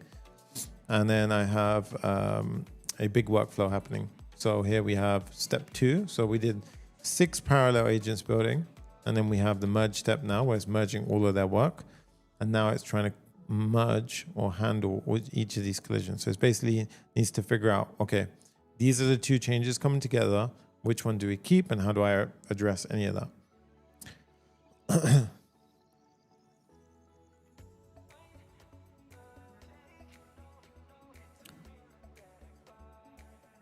And look, you see, this is very cool. So some skills come into play really well here. So look, React Vercel plugin, React best practices, right? I've never used Cursor. It is most probably a VS Code fork then. Yeah, so Cursor is actually, the original Cursor is VS Code fork. And then the agents window is not, it's completely rebuilt from the ground up. So this is Cursor's new visual editor basically. But the reason why I show the old editor window, not old editor, it's just called editor window now in Cursor, is because I can teach a lot more with this view. Previously I couldn't teach, like I can't teach in the new like Claude Code, Codex kind of views. I can't teach too much here, but you can pretty much visually see what's happening inside the Cursor's window, which is way more useful to explain things to you. Okay, let's see if this ran as well. I just want to see. So far Convex dev hasn't ran yet. Okay, I think we're on the final merge. So merge D. So this one is now code genning. And then after this, we will be, so merge track D. And then we'll have F, which is landing page, which will be the easiest to merge in. So all the hard stuff has been merged in now. And look at this, guys. Look at how much. That's insane. That is a full backend right there. Look at that. You got agent, data agent, embeddings, limiter, models, tools, triage, vector agent, attachments, comments, life cycles. It's insane. This is a full production thing going on right now. So look at that. You've got all of our issues. We've got all of our setters and getters. When I say setters and getters, I'm talking about queries and mutations. So these are all effectively cloud functions that get deployed inside of Convex. Now, typically, you would have an API, and then you basically have all that. But with Convex, basically, every mutation or query gets basically pushed up as a cloud function. And now you can see, look, F is happening. So in this case, we're now on the final merge.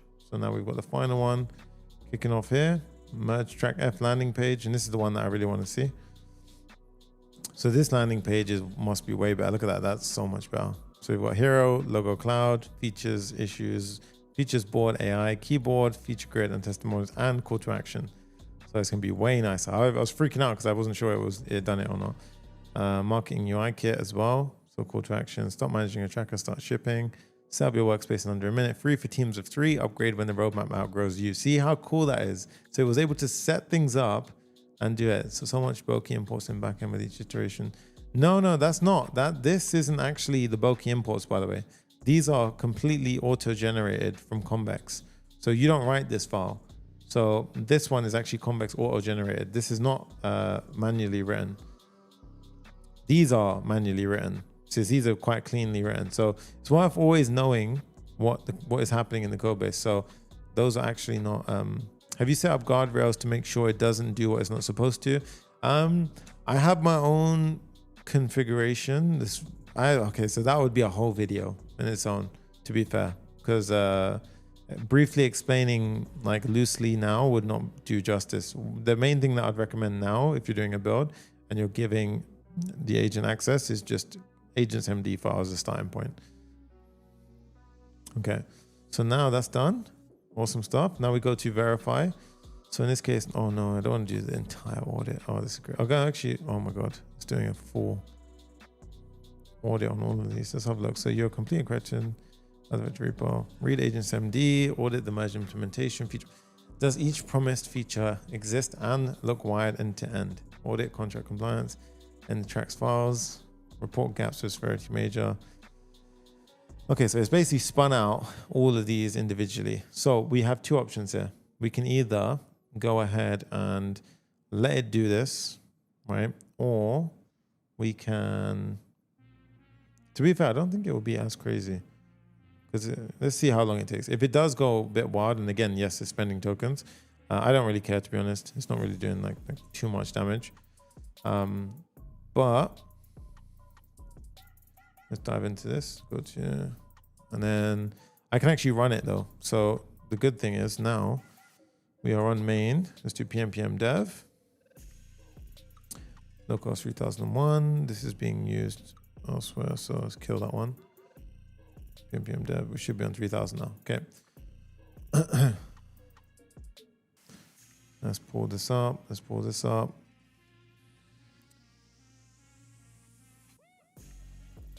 Okay. Oh, nice. Yeah, that's better. That's way nicer. Okay. The only thing is I'm noticing is the text isn't loading. So this is a common issue that happens in Tailwind CSS with agents, right? So it basically hasn't imported in the text itself. So what we can actually do here is, while this is happening, I can actually just fix that separately, because it's not going to find it in these audits. So I'm going to create a new tab actually. So I'll just do Command T. And you see I've got my first tab here, second tab here. I'm going to go and type in Claude. And inside of here, I'm just going to say, it doesn't even have to be Fable, but it's fine. I'm going to say, jump in here like so, paste this in, and just be like, the font isn't loading. This is most likely in the layout TSX file. The font wasn't imported correctly when you set up ShadCN. So just correct that. So it loads the correct font. Okay. And now I've got two agents running. So let's have a look at this one. So this one's doing a big, massive audit, to be fair. This one over here, searching for one pattern. It's going to be a very simple fix. It happens quite a bit. But this is awesome. Wow. Look at this. This is a full-on app. Oh, damn. This is better than the demo I created. Is this your normal workflow for real work? How do you review these massive changes that will be generated in terms of maintainability, security, and correctness? So Tom, very good question. Yeah. So obviously now this is way more dramatized than what I do in my day-to-day. My day-to-day would not be building like 6 things in like huge, like starting a build from scratch and parallelizing from the ground up. It's more a case of like trying to ram in as much information as I can while we're showcasing it on stream.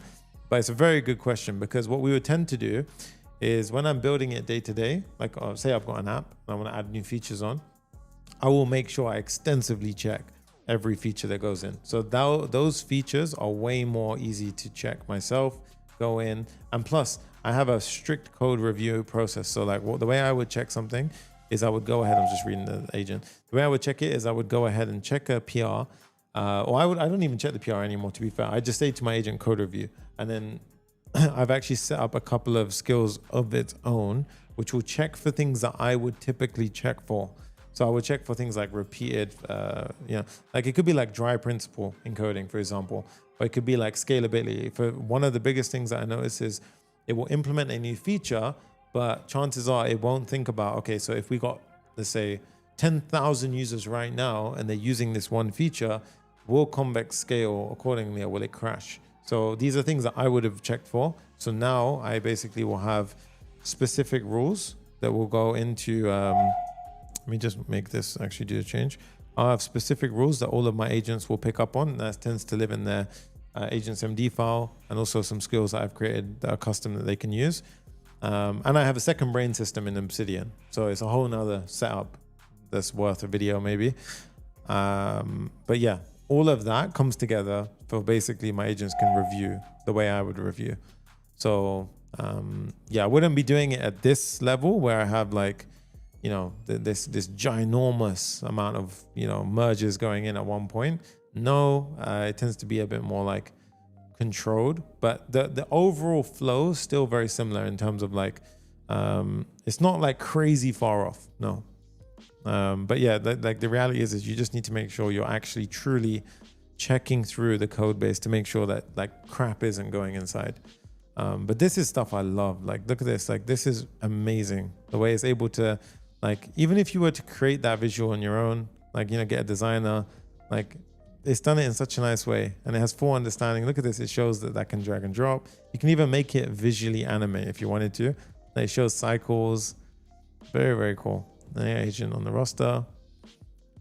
Your hands never leave the keyboard. Like all of our keyboard shortcuts I asked for. And this is better than the demo that I created earlier, by the way. So how cool is that? Like, we showed a demo and now we've already created one, which is way better.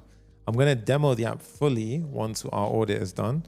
So this one's finished. So we can basically close that. We're good with that. And let's see. So check into this. But it's a really good question, actually. Feel free, please, like, guys, ask more of those questions because it's so important that like you guys ask that stuff. Let's see, Fable 5. I just want to see, did it actually find any changes? So no. So that audit, in my opinion, was overkill. But even then, that audit is a very good, what's it called? Check. So like prime example here, we did merge, like I remember sub agents were merging the changes. So the audit was essentially to go ahead and check the sub agents work.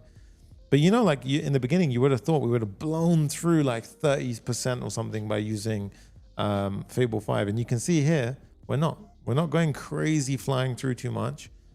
Yeah, and this is me pushing it to the max. There is no way that an average person is going to go and do ultra code with workflows where every single sub agent is Fable 5, right? So I'm trying to stress test and show you guys that even if you go absolutely crazy, if you have the correct setup and planning setup in place before you go forward and start your work, you can drastically reduce your token usage, okay? Like we have 20 sub agents that ran in this workflow so far. That's crazy, right? And we only use like 10%. So like 10% total. And really and truly, I'm very excited to show you this app because I have a very, very strong feeling it's pretty damn awesome. So the fact the audit went through, I'm actually going to go ahead and start testing it. So if we go back down here now, you see this hasn't actually ran. So we do need to do one thing, which is we need to run Convex. So where am I? Here. So where's I running the app? So I'm running the app here, and then Convex dev. So package JSON, and then we have our Convex. Let's have a look. So Convex here. So two things that I like to do. I like to add a script for here, which helps us basically run Convex and Next in parallel with each other. So what I like to do here is basically just do Command I. We can do it inside of the cursor, it's fine. And I will go ahead and say, new chat. I'm just gonna stick it on, that's fine. Add an additional script that basically is a lot easier to use. So that way when I run pm dev, it will go ahead and run the backend and front end together. pm dev. Tom says, makes sense. Do you only use the subscriptions for your real work that you prompt yourself, or do you actually pay the API prices? I would assume the code review is always API pricing, CI/CD related. So I've actually managed to get it all through subscriptions. So I don't actually need to pay API cost for anything at the moment. Honestly, I managed to get it really down. Like when you use it so much to a point where like you just see how every bit affects the usage, you kind of get really good at like keeping your number down, even if I'm hammering the thing. And trust me, like I use this all day, every day. But no, I tend to not actually end up needing to do API prices. Bear in mind, I have Codex, Cursor, and Claude Code. So all of those max plans still gives you, that's like 3 max subscriptions. So it gives you quite a lot. And I try and I see, for example, if I'm maxing out on Claude Code, which has happened before, I will go and basically do a bit more work on Codex. And I will basically shift the priority of what is being done where based on how much I've got left in each one. And that is how I'm maximizing max subscriptions right now while keeping it pretty lean. Yeah. And of course I've got like a, fix billing. Okay, what's that? Okay, so it's fixing something now. And I've got a Hermes agent and OpenClaw that run on my GPT subscription. So that's running on GPT 5.5. Okay, so next up, let's test it out. So while that's happening, go down over here. Let's actually give it a full run through. So the only thing we actually are missing, yeah, it's a good point actually. I completely skipped that part. Oh, I hate when I do this. Yeah. Is it asked about the OpenAI API key? Actually, that was before. But that's a good point. We're going to need that. So I'm actually going to go to my platform, to OpenAI key. And what I'm going to do is I'm going to go ahead and hide the screen at the moment. But basically what I'm doing is I'm signing into my OpenAI account. And then I'll show you where to go to generate an API key. We're going to get an API key and then we're going to pop that in when it's ready. So,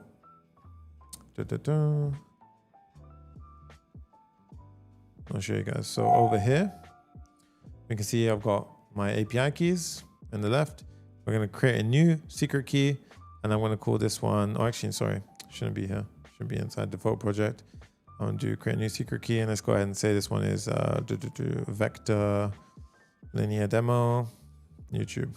Okay, I'm going to create, and of course I'm going to hide my screen, right?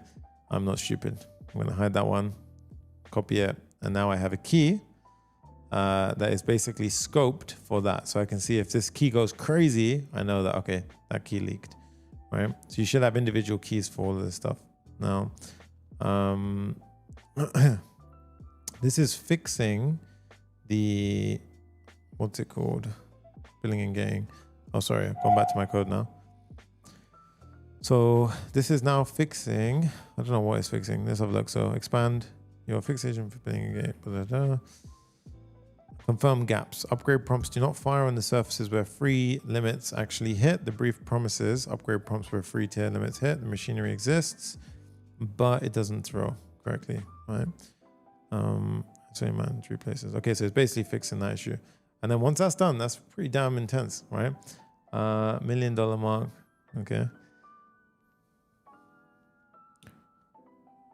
So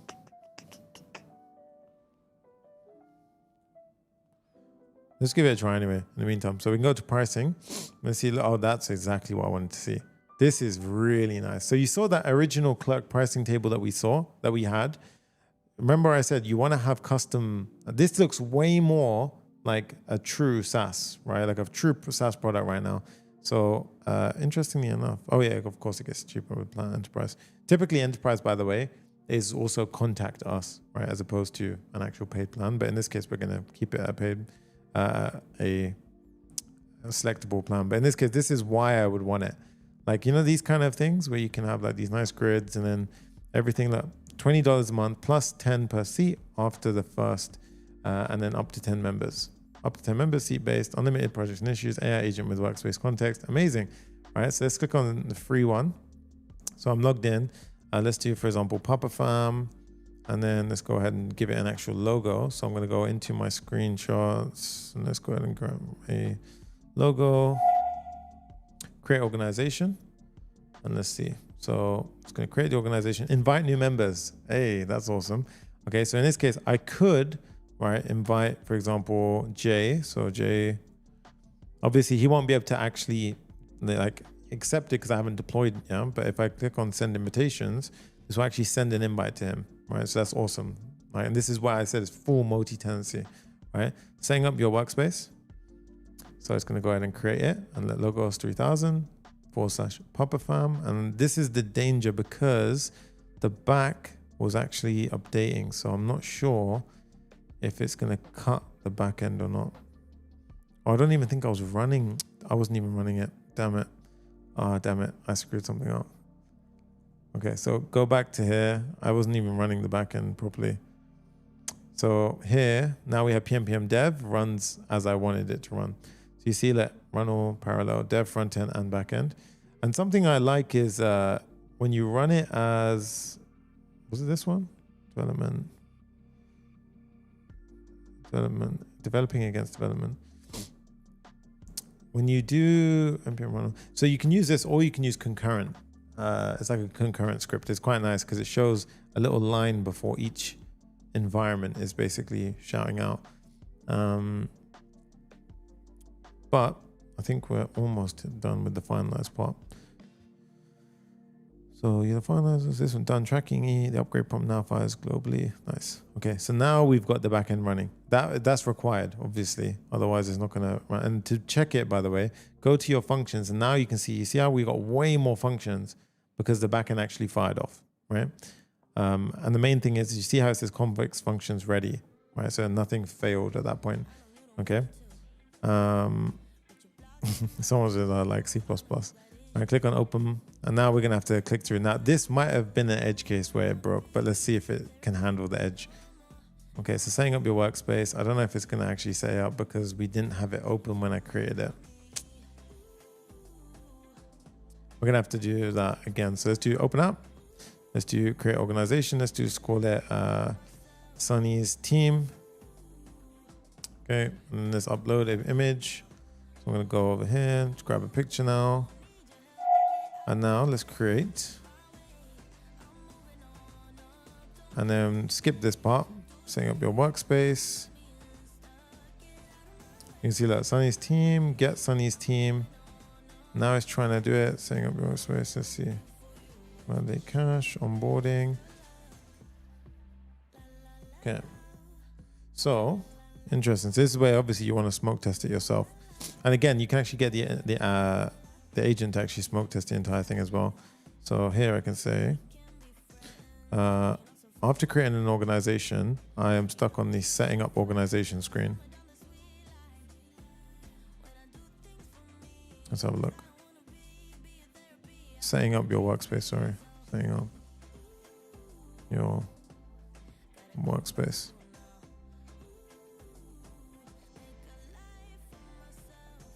Let that happen. And once we get past this little test here, but remember what we did earlier, we actually had the agent test on its own, the entire thing. So that's something you could do right now as well. You can do that here, you can do that in Cursor. Typically I do that. So when I have, let's actually run that one. Why is that not happening? Yeah. So typically when I do go ahead and, oh, look at that. Let's go back out of this. Exit. Okay, look at that dynamic workflow finish. Yeah, typically when I write the goal, so like that /go, part of the condition would be to mention smoke test the entire app as well afterwards. The result was truncated, 71 minutes it ran. So let me load the hook mandated skills and read the full output files. Let's have a look. And also look at that, the debugging skill. found the issue in the dev server logs as a Convex Webhook error showing that the membership and subscription sync operations are failing because the organization and user haven't been synced yet. Exact reason why. Arriving out of order. Organization membership created event arrived before organization create. And this is one of my fears of this. This happens. Like, that's what I was mentioning about, what's it called? The drift. That drift, when it keeps things in sync, you have to be ready for that. But it's a bit frustrating, but again, it was expected. It can happen. So in this case, let's have a look. Run everything. Running status in Convex. Change reach. Oh no. Okay. So this is not the correct account. So we actually need to do. This one is logged into a different account. So over here now, what I'm going to do is go ahead and pop it in here. So I'll say, you know, I'm stuck on getting set up. Okay.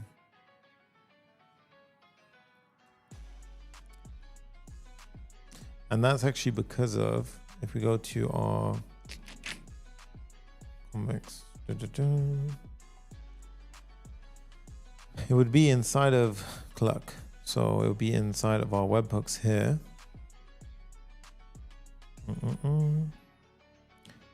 So this is when a organization created, organization membership created. So again, like it came in. So if we check the logs, these all came in, I believe. So if we do activity, no. And these are all succeeding. Organization membership created. Will it be better than Linear? Honestly, at this point, I'm joking. Now, Linear is very awesome. We use it ourselves. So I can't even hate on it. I wouldn't hate on it. I use it a ton in my day to day, but it's going to be pretty sick. All right. So look at this. We can do Control O to have a look into it. And you can see it's diving into it. And also I need to give the OpenAI key as well. So I need to set the OpenAI key afterwards.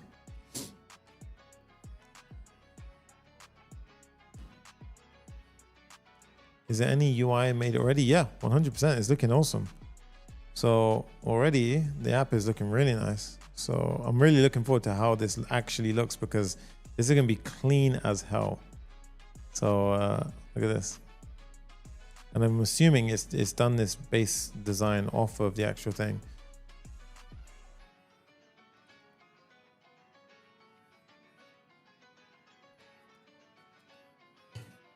Jay, I might even consider we use this afterwards, to be fair. Because it's actually a full-blown working thing. So one else instrument, check out Convex there. Okay, so we're not using this anymore. So we can exit this one. Let's have a look over here. So look at this. This is all the work that happened in a neat, condensed merge flow. Right? Really nice. I'm going to throw this over here now so we can actually get a bit more of an easier flow going on. Okay.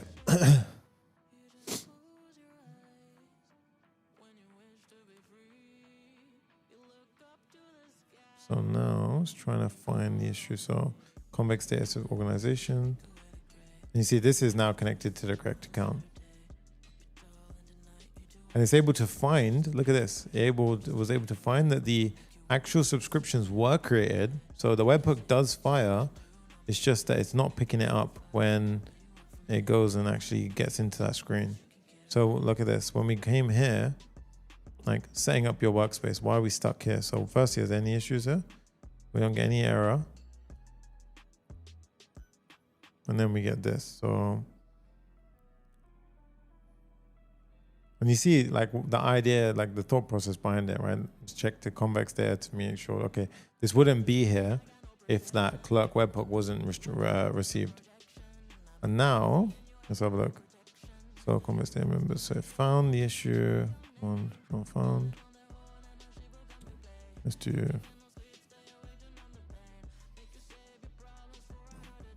And by the way, I'm doing Control O to jump into this a bit more.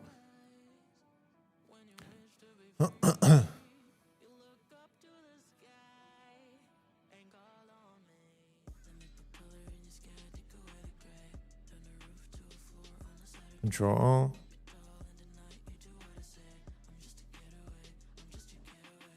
In fact, while this is happening, let's do a bit of old school. So Command Shift F, setting up your workspace. And let's see the condition for this. If current user or current org is no.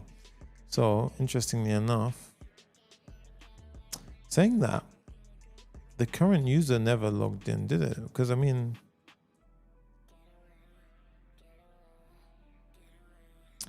we never actually logged in, to be fair. So it could be that. So I reckon it's actually that. So that's why sometimes knowing, yeah, that's actually very true. So here we can say, it looks like the flow actually never prompts us to log in. Actually, no, I need to check something. So the way we can check that as well is because I logged in previously, go to application, clear site data, go to cookies, go ahead and clear these ones, and then basically refresh. And now, if I try and open the app, choose your organization. We shouldn't be able to see that. So, but then another way to check this as well is when we had that information come back, Sunny's team, it never had a user ID attached to it. So I'm going to say, it looks like as well, I'm not being prompted to sign in as a user. So organization is being created, but is it really being assigned to a user? And let's just double check here. Under control. Oh. I think it's found out that as well, yeah. So organization been created. Maybe hard-coded organization. No, so it's definitely creating it, but it's one of the conditions. If we see the code, see here, like current org. So there's definitely a current org. Yeah, we can console log it to prove it, but I'm pretty sure there is. Current user, however, after clearing the cookies, we should have been, we're in a logged out state, right? So we don't actually have a user logged in at this point. So like if you clear this and you clear this, you don't have a user, right? You've got rid of your login cookie, okay? So at this point, if you click on open app, then that should not have worked. So in this case, all that should have maybe made us log in. So something is screwing up here. I have a feeling it could be that skip onboarding thing that we changed earlier, but either way, we'll find it. So, and it seems to be on the same kind of the finding path, to be fair as well. So Sunny's team, look, it is attached to my user though. So that's interesting. Papa Farm, but look, the user IDs are different. No, it's not. It's the same.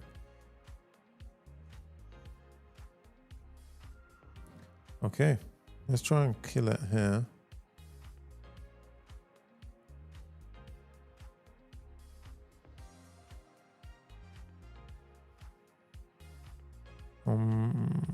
They keep coming back, so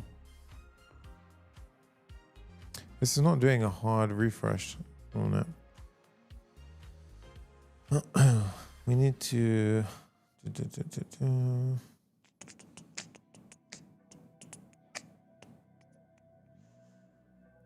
that's now killed it, I think. Okay, so I forced it by doing Command Shift R. I have a feeling it was that. But let's try and erase the AI. So we can see. Clerk Webhook events instead of dropping. Organization creator can arrive before organization is processed to handle is logged and return success, acknowledging the event as fixed and losing the membership permanently, which left new organization stuck on the workspace setup throw instead. So Webhook returns non-200 sets for tries until all the org user roles exist. So basically it's creating the organization, but not the membership to the organization, or vice versa. Okay, retry out of order, so dropping them, post. Okay, so let's give it a try now. So open up.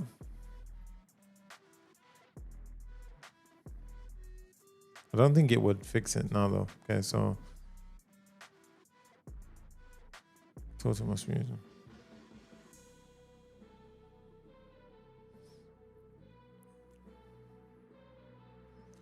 Also, another interesting thing is I would probably want to try it from a fresh organization, because we have to kick it off again, I guess.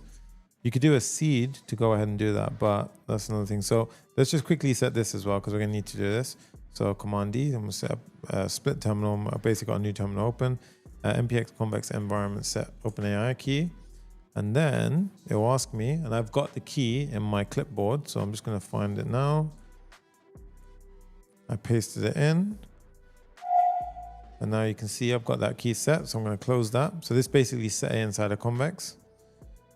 And then after that, if we do create organization, let's just do test. Let's just do, I don't know, Avengers, you know, upload. And then let's pick another one. So let's try now. So create organization. And then we can skip the member invite for now. Okay, so this is actually, so they are working. This is just a very easy quick fix now. So I'll just fix that. This is just wrapping tooltip in a tooltip provider, which is pretty simple. Okay. You need to set up console log approach for debug. No, that's the thing. You don't even need to do that anymore. Yeah, previously you had to do that, but now honestly you didn't. And again, it wasn't that. It was that when the webhook kicked off, there was a race condition. So we had to make sure it took account for that. And you can, by the way, look in the Convex logs. Very good point. Yeah, you can look at Convex logs if you want. So if you do want to know what's going on in the back end, you can go over here. You can go down to your logs. And you can see here, look, membership sync. Good point, actually. Should have probably checked there. Look, user not synced yet. So instead, what it was doing now is it was throwing this error. We want to make sure instead it just reattempts a sync because it probably came out of order. And then, yeah, look, same issue happened before. So it actually did catch it correctly. It just wasn't refixing the issue. It was just drawing the error. Instead, we want it so when it throws, it was able to like self-heal.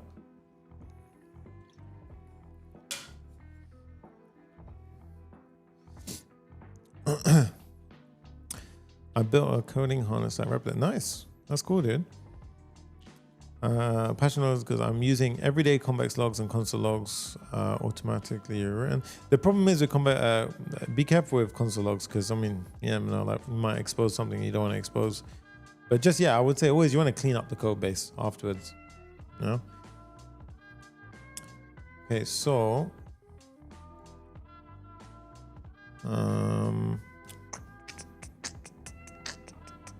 I'm actually very excited to try this app now. Let's go back.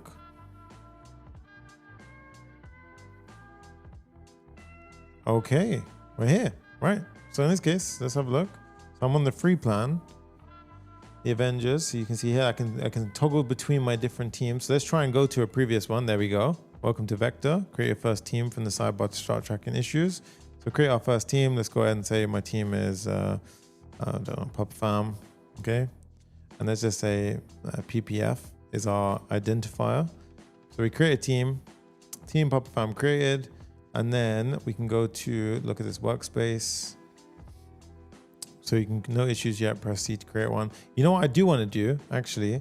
So when I create a team, right, I want to have it so that it we have a seed button. So when I create a new team, I want to have, wait, you know, even better, I have an idea. I want to do it. So when you click into a new workspace, so setting up your workspace for the first time, when it says welcome to Vector, I'm going to have that seed button. So here, when we first create a workspace and we go onto the app and we see this message, welcome to Vector, I want to also have a button which says seed demo data. And it should basically seed and populate a bunch of teams, issues, cycles, and basically have the app fully in its full spirit. This is pretty cool. So now this is going to be what I did previously before. So in the other demo, and I think this will be the ultimate way to really test it as well, because rather than me coming through here and doing it all for like every single one, it'll be better off doing it like that, I think. I want to check one thing as well. So we got manage account, a few base things. So if we go to the organization, we click on manage. Look at this, members and billing. So firstly, full role-based access control. So in this case, I can go ahead and invite Jay, for example. And then this will go ahead and send the invite.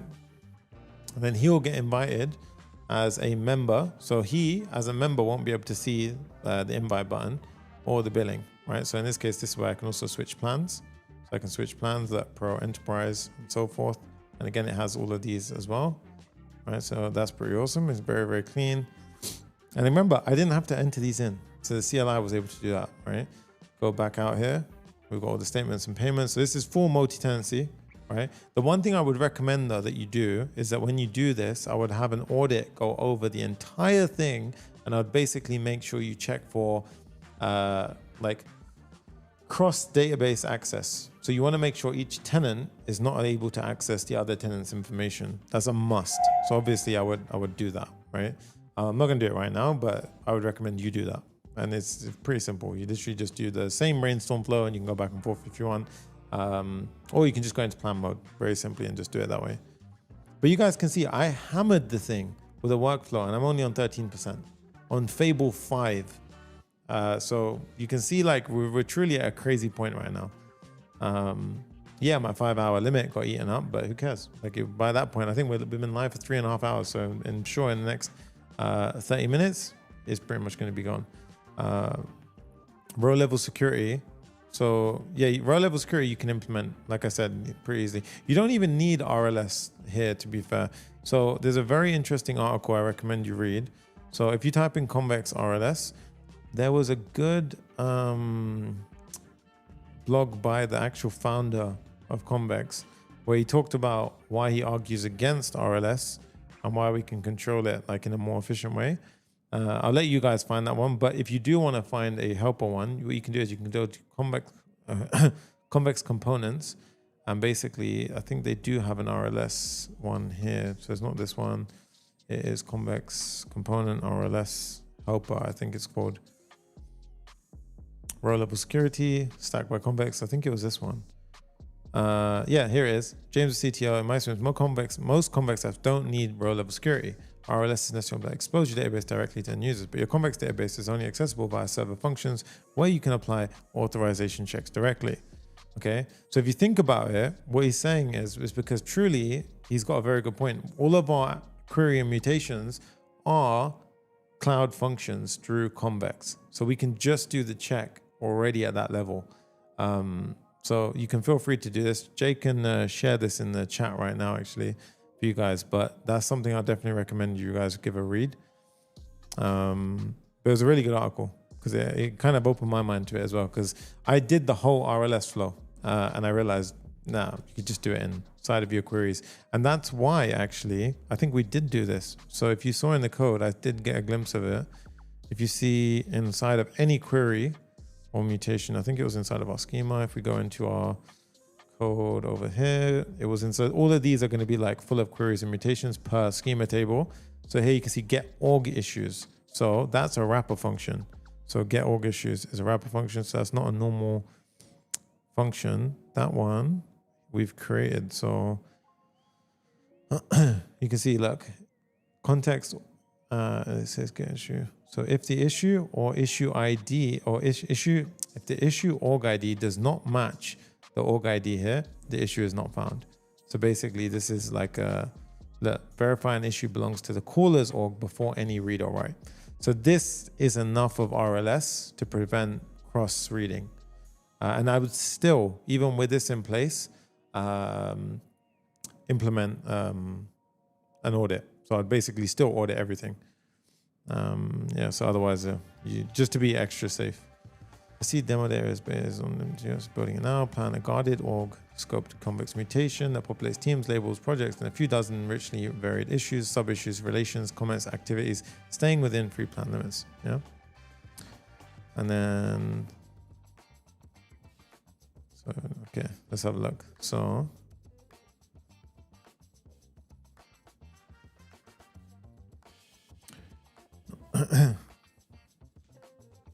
here we are. Look, see demo data.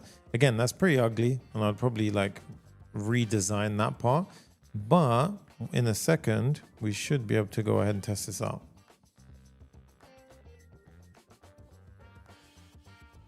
Feature code review. So I spun up a code review.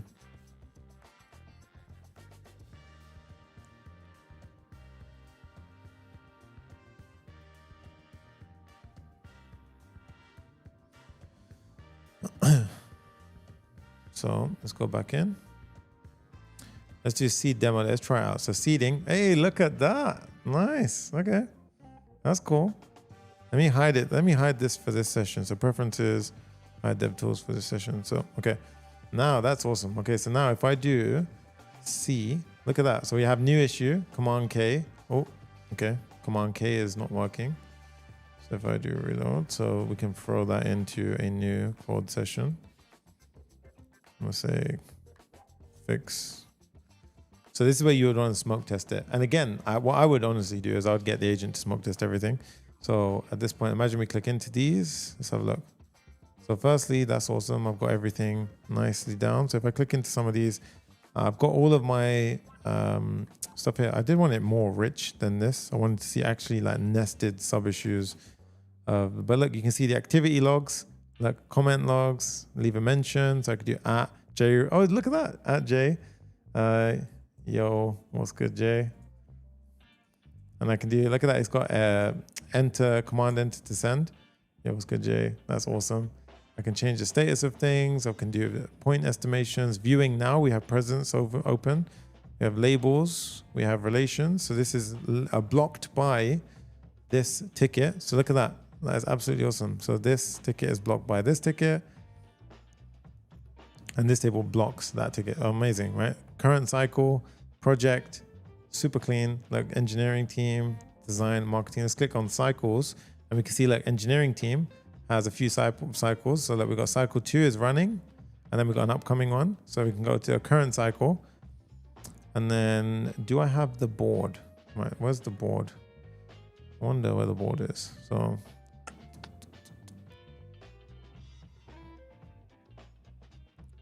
in the current sprint, add issues. So we can add existing issues from our backlog. We can edit the current sprint, the duration. We can go in here and we can do this. So we should have, let's actually check the agent as well. I just want to see something.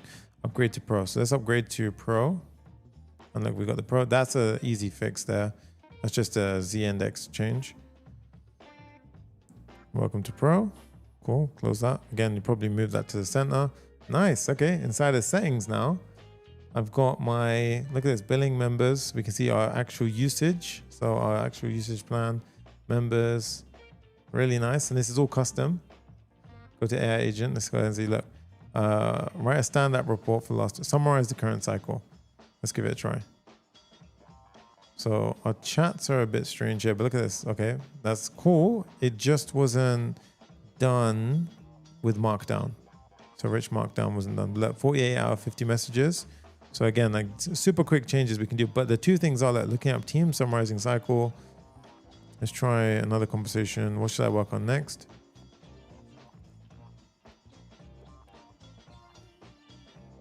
Oh, that one died. Hello. Let's see, vector is thinking. Based on your current, I'll focus on finish or moving forward on progress on urgent work. Okay, so it did work. It just took a second to do it.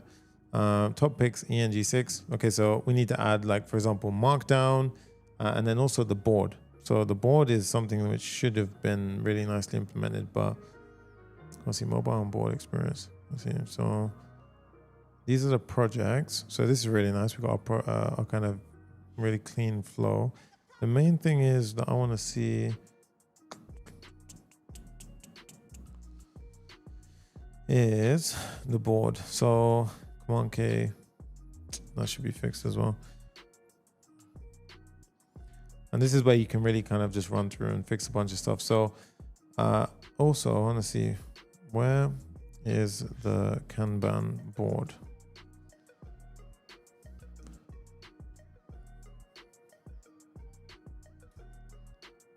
So we're missing the Kanban board, which was definitely built.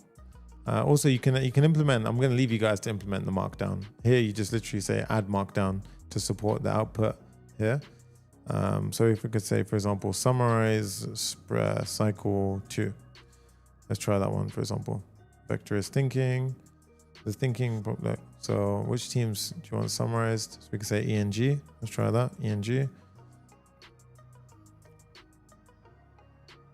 That's awesome. Look at that. It gives me a full summary.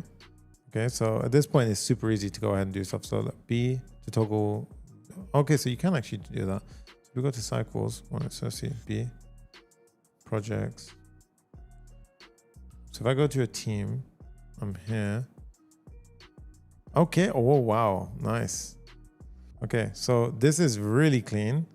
It's just I couldn't toggle that initially. Oh, wait a minute. So, okay, so for some reason, I mean, I just need to refresh. Okay, so it's here. It's been here the entire time. So I think I just need to restart my app. So that's my fault. So I had the whole app running, but I should have just checked it out. So board view list. So let's do our board. If we didn't have /board, I see. Okay. So you have to press.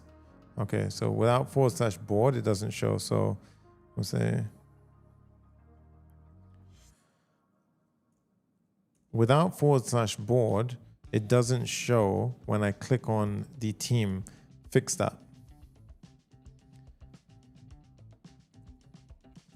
Don't worry about doing a code review afterwards. All right, so now I'm just going to kind of fly through some features here. So at this point, I can kind of run through. Look at that command case fix now. So I can now go ahead and do search through issues. I can go ahead and do like something like, so say I want to do, that's really cool. Go back. Let's do, say I want to do /mobile responsive. So look at that. I can find my tickets, super clean. And from here, I can do the same thing like /. I can say a like app. So rate limiting, public API endpoints, really clean. And if I want to go to cycle, go to cycles. If I press G and I think it was I and G, G, A. Oh yeah, look at that, G, I. So these are actually little, oh, that's pretty cool. I know about the GI trick because that's from also GA, and there was also another one. But anyway, yeah, you can add those in. But basically it just means go to individual screen. In this case, it's going to add the board here. So this is what we always want to see. This is really nice. Look at that. Super, super clean.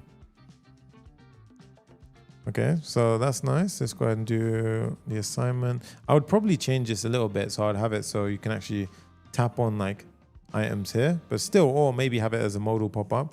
But the fact that this is all here is really, really good. Okay. Then we got each design, engineering, marketing, add markdown. Let's do, so here, for example, in the AI chat, it needs to support markdown. So the AI output looks nice. And you see now, like you can kind of fly through your app and really check things out. So clicking a team in the sidebar now shows a board list toggle. There we go. B, V still walks us faster path. So now if we're inside a team, we can say, for example, B or V. So I'm pressing B and B on the keyboard, and we can switch between the views. Saved views, filter your board, and then save it here. And look at this. Oh, we even got filtering. Look at that. I can see all the in progress and to-dos. We can do priority, only urgent. Assignees, let's see the only tickets from me. And labels, we can say I only want to see the bugs. And I can save that view as like important bugs. Share this view with everyone. Yep. There we go. Click on views. And let's say, for example, I clear everything. I can go to my views. We have saved views. That is awesome. Yeah.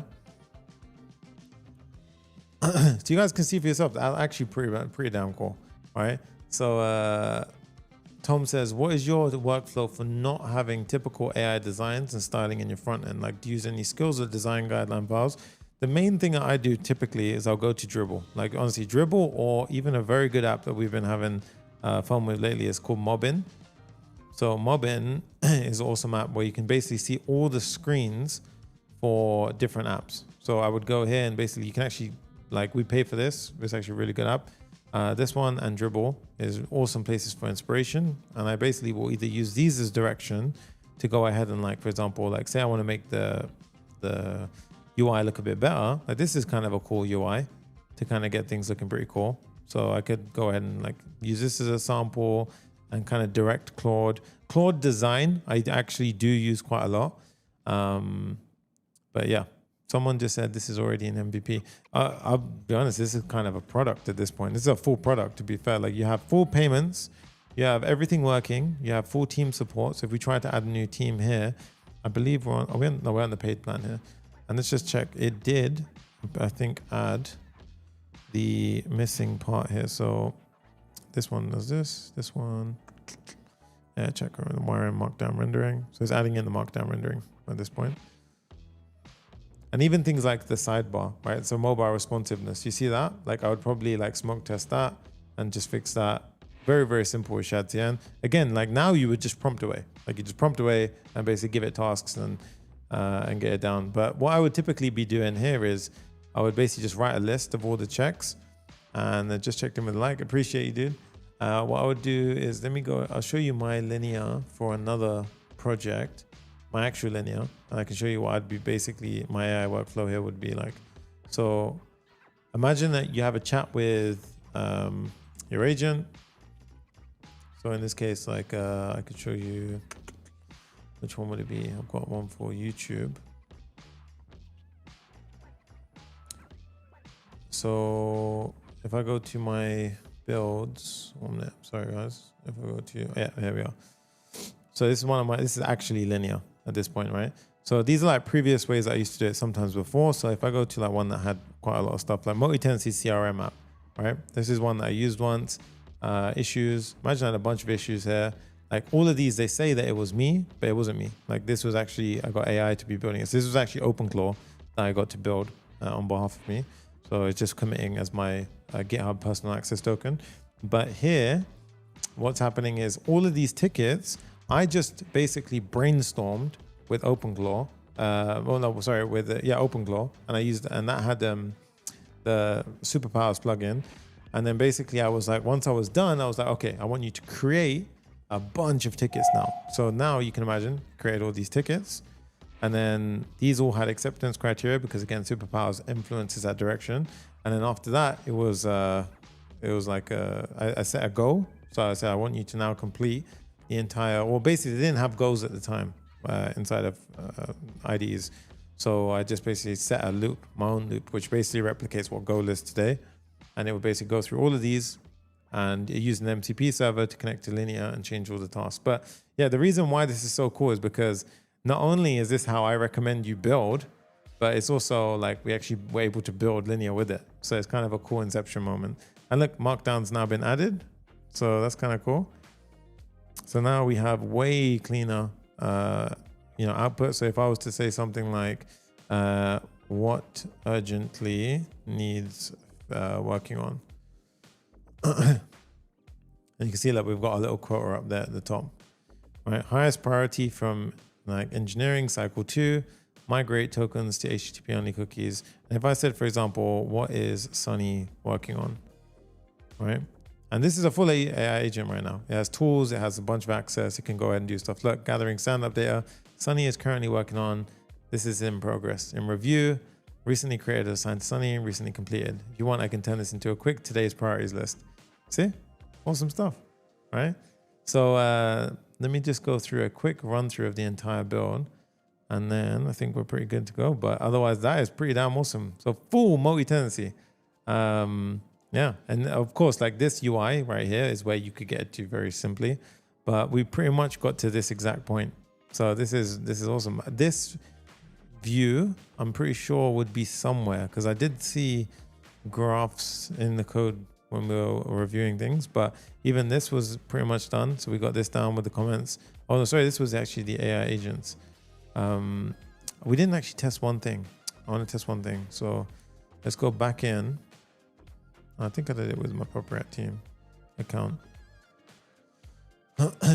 Fable said you should do some sort of dev gathering if you're still in Dubai. It would be dope. 100%. I'm curious, like how many devs watching are in Dubai? Because I would definitely, that would be pretty cool actually.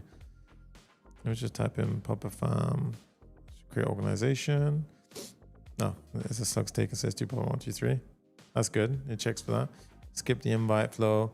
And you can see that if we haven't got an icon, it does that. See demo data, let's seed it. And we get our test demo. And I was about to test something. It was the agent creating stuff. So in this case, let's say, for example, upgrade to enterprise. So let's just do a quick enterprise test. Okay, welcome to enterprise. Let's go back to the app. And now if I go to an AI agent and I said, for example, create 10 tickets inside of engineering that basically talk about, actually, let's do that again. Create 10 tickets inside of engineering for random different tasks and assign half of them to me, and assign random priorities and linking each of them together. So just assume that a couple of them block another one and so forth. Okay, so I gave it some fuzzy text, and let's go ahead and see if it can turn that into an actual thing. Look at this, looking up teams, looking up members, finding similar issues, creating issues. It was able to create all of them except one. Look at that, creating 10 issues. It actually created everything. That's crazy. And that done that so quick. I didn't say any explicit blocker links because the Workspace doesn't expose dependency link creation. So you would have to create a link tool. So I assume we didn't create a link tool for that. But in this point, like engineering 22, so 22 to 32 is what we basically created. So if we go to engineering now, we can see in the backlog 22 to 32. So these are all relatively new. So 22, yeah, so these just got added right now. So if we click on like this, for example, we can see, look, just now created. That's amazing. And we can see the activity log of the entire thing. AI triage, this is awesome. So suggest priority and labels. So this is another feature that we created. So if we click on suggest priority and labels, this is a visual refinement element, task affecting empty state illustrations. So chances are it's going to be, it's polish and design systems for the labels, and it's a low priority. See that? How crazy that is? And that possible duplicates, 45% chance that it's the same as this. So we can check that out and be like, oh, actually, that is the same ticket. You know, I don't know if I want to keep this one now, because this one's actually, look, empty says triage already matches the description, 45% similar to this one. So we actually just created a duplicate. So we could do Command K and delete. Do we have delete? Okay, so you could add delete. Delete would be pretty easy to add here. You could either have a little delete button at the top or just Command K, delete, right? But okay, cool stuff. Let's just do one more thing. Go to Workspace Home, theme was it.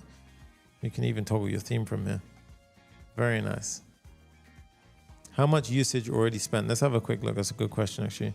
So total today usage using Fable 5 the entire time, and I was using Ultracode and going crazy on it, right? So we went from 4% to 14%, so 10% on a Claude Max plan, and on my cursor plan we went from 6%, I believe, to 19%, so 13% here. So in total 20 something percent. But again, remember, Fable 5, the most expensive one, right? And again, I super overkilled it when I did the cursor, the ultra code, what's it called? Workflows. You're all using Fable 5. You don't need to be doing that, right? What I'd recommend again is, like, if you were to do this in hindsight, all you need to do is do the entire Superpowers brainstorming, get the entire plan down, save the plan, and then I would highly recommend you just go ahead, and once you've got your plan, you can go into Claude Code, Ultra Code, and then basically you can do a workflow and just basically make Opus 4.8 run across and do everything. That would be way cheaper to do what we did. Like, you don't need to do this. Or you can genuinely just kind of say to it, I want you to do a workflow where the hard tasks, which you deem as hard, do Opus 4.8, and for all other simple tasks, use Sonnet 4.6. Oh yeah, for the latest one, I think it's 4.6. Yeah, and with that said, we pretty much smashed that one out of the park, right? So that was a long build. Wow, that was 4 hours on an AI stream. That is crazy. But we basically built the entire linear clone, right? So we called ours Vector. And where'd the demo go when I want to show it? Where'd it go?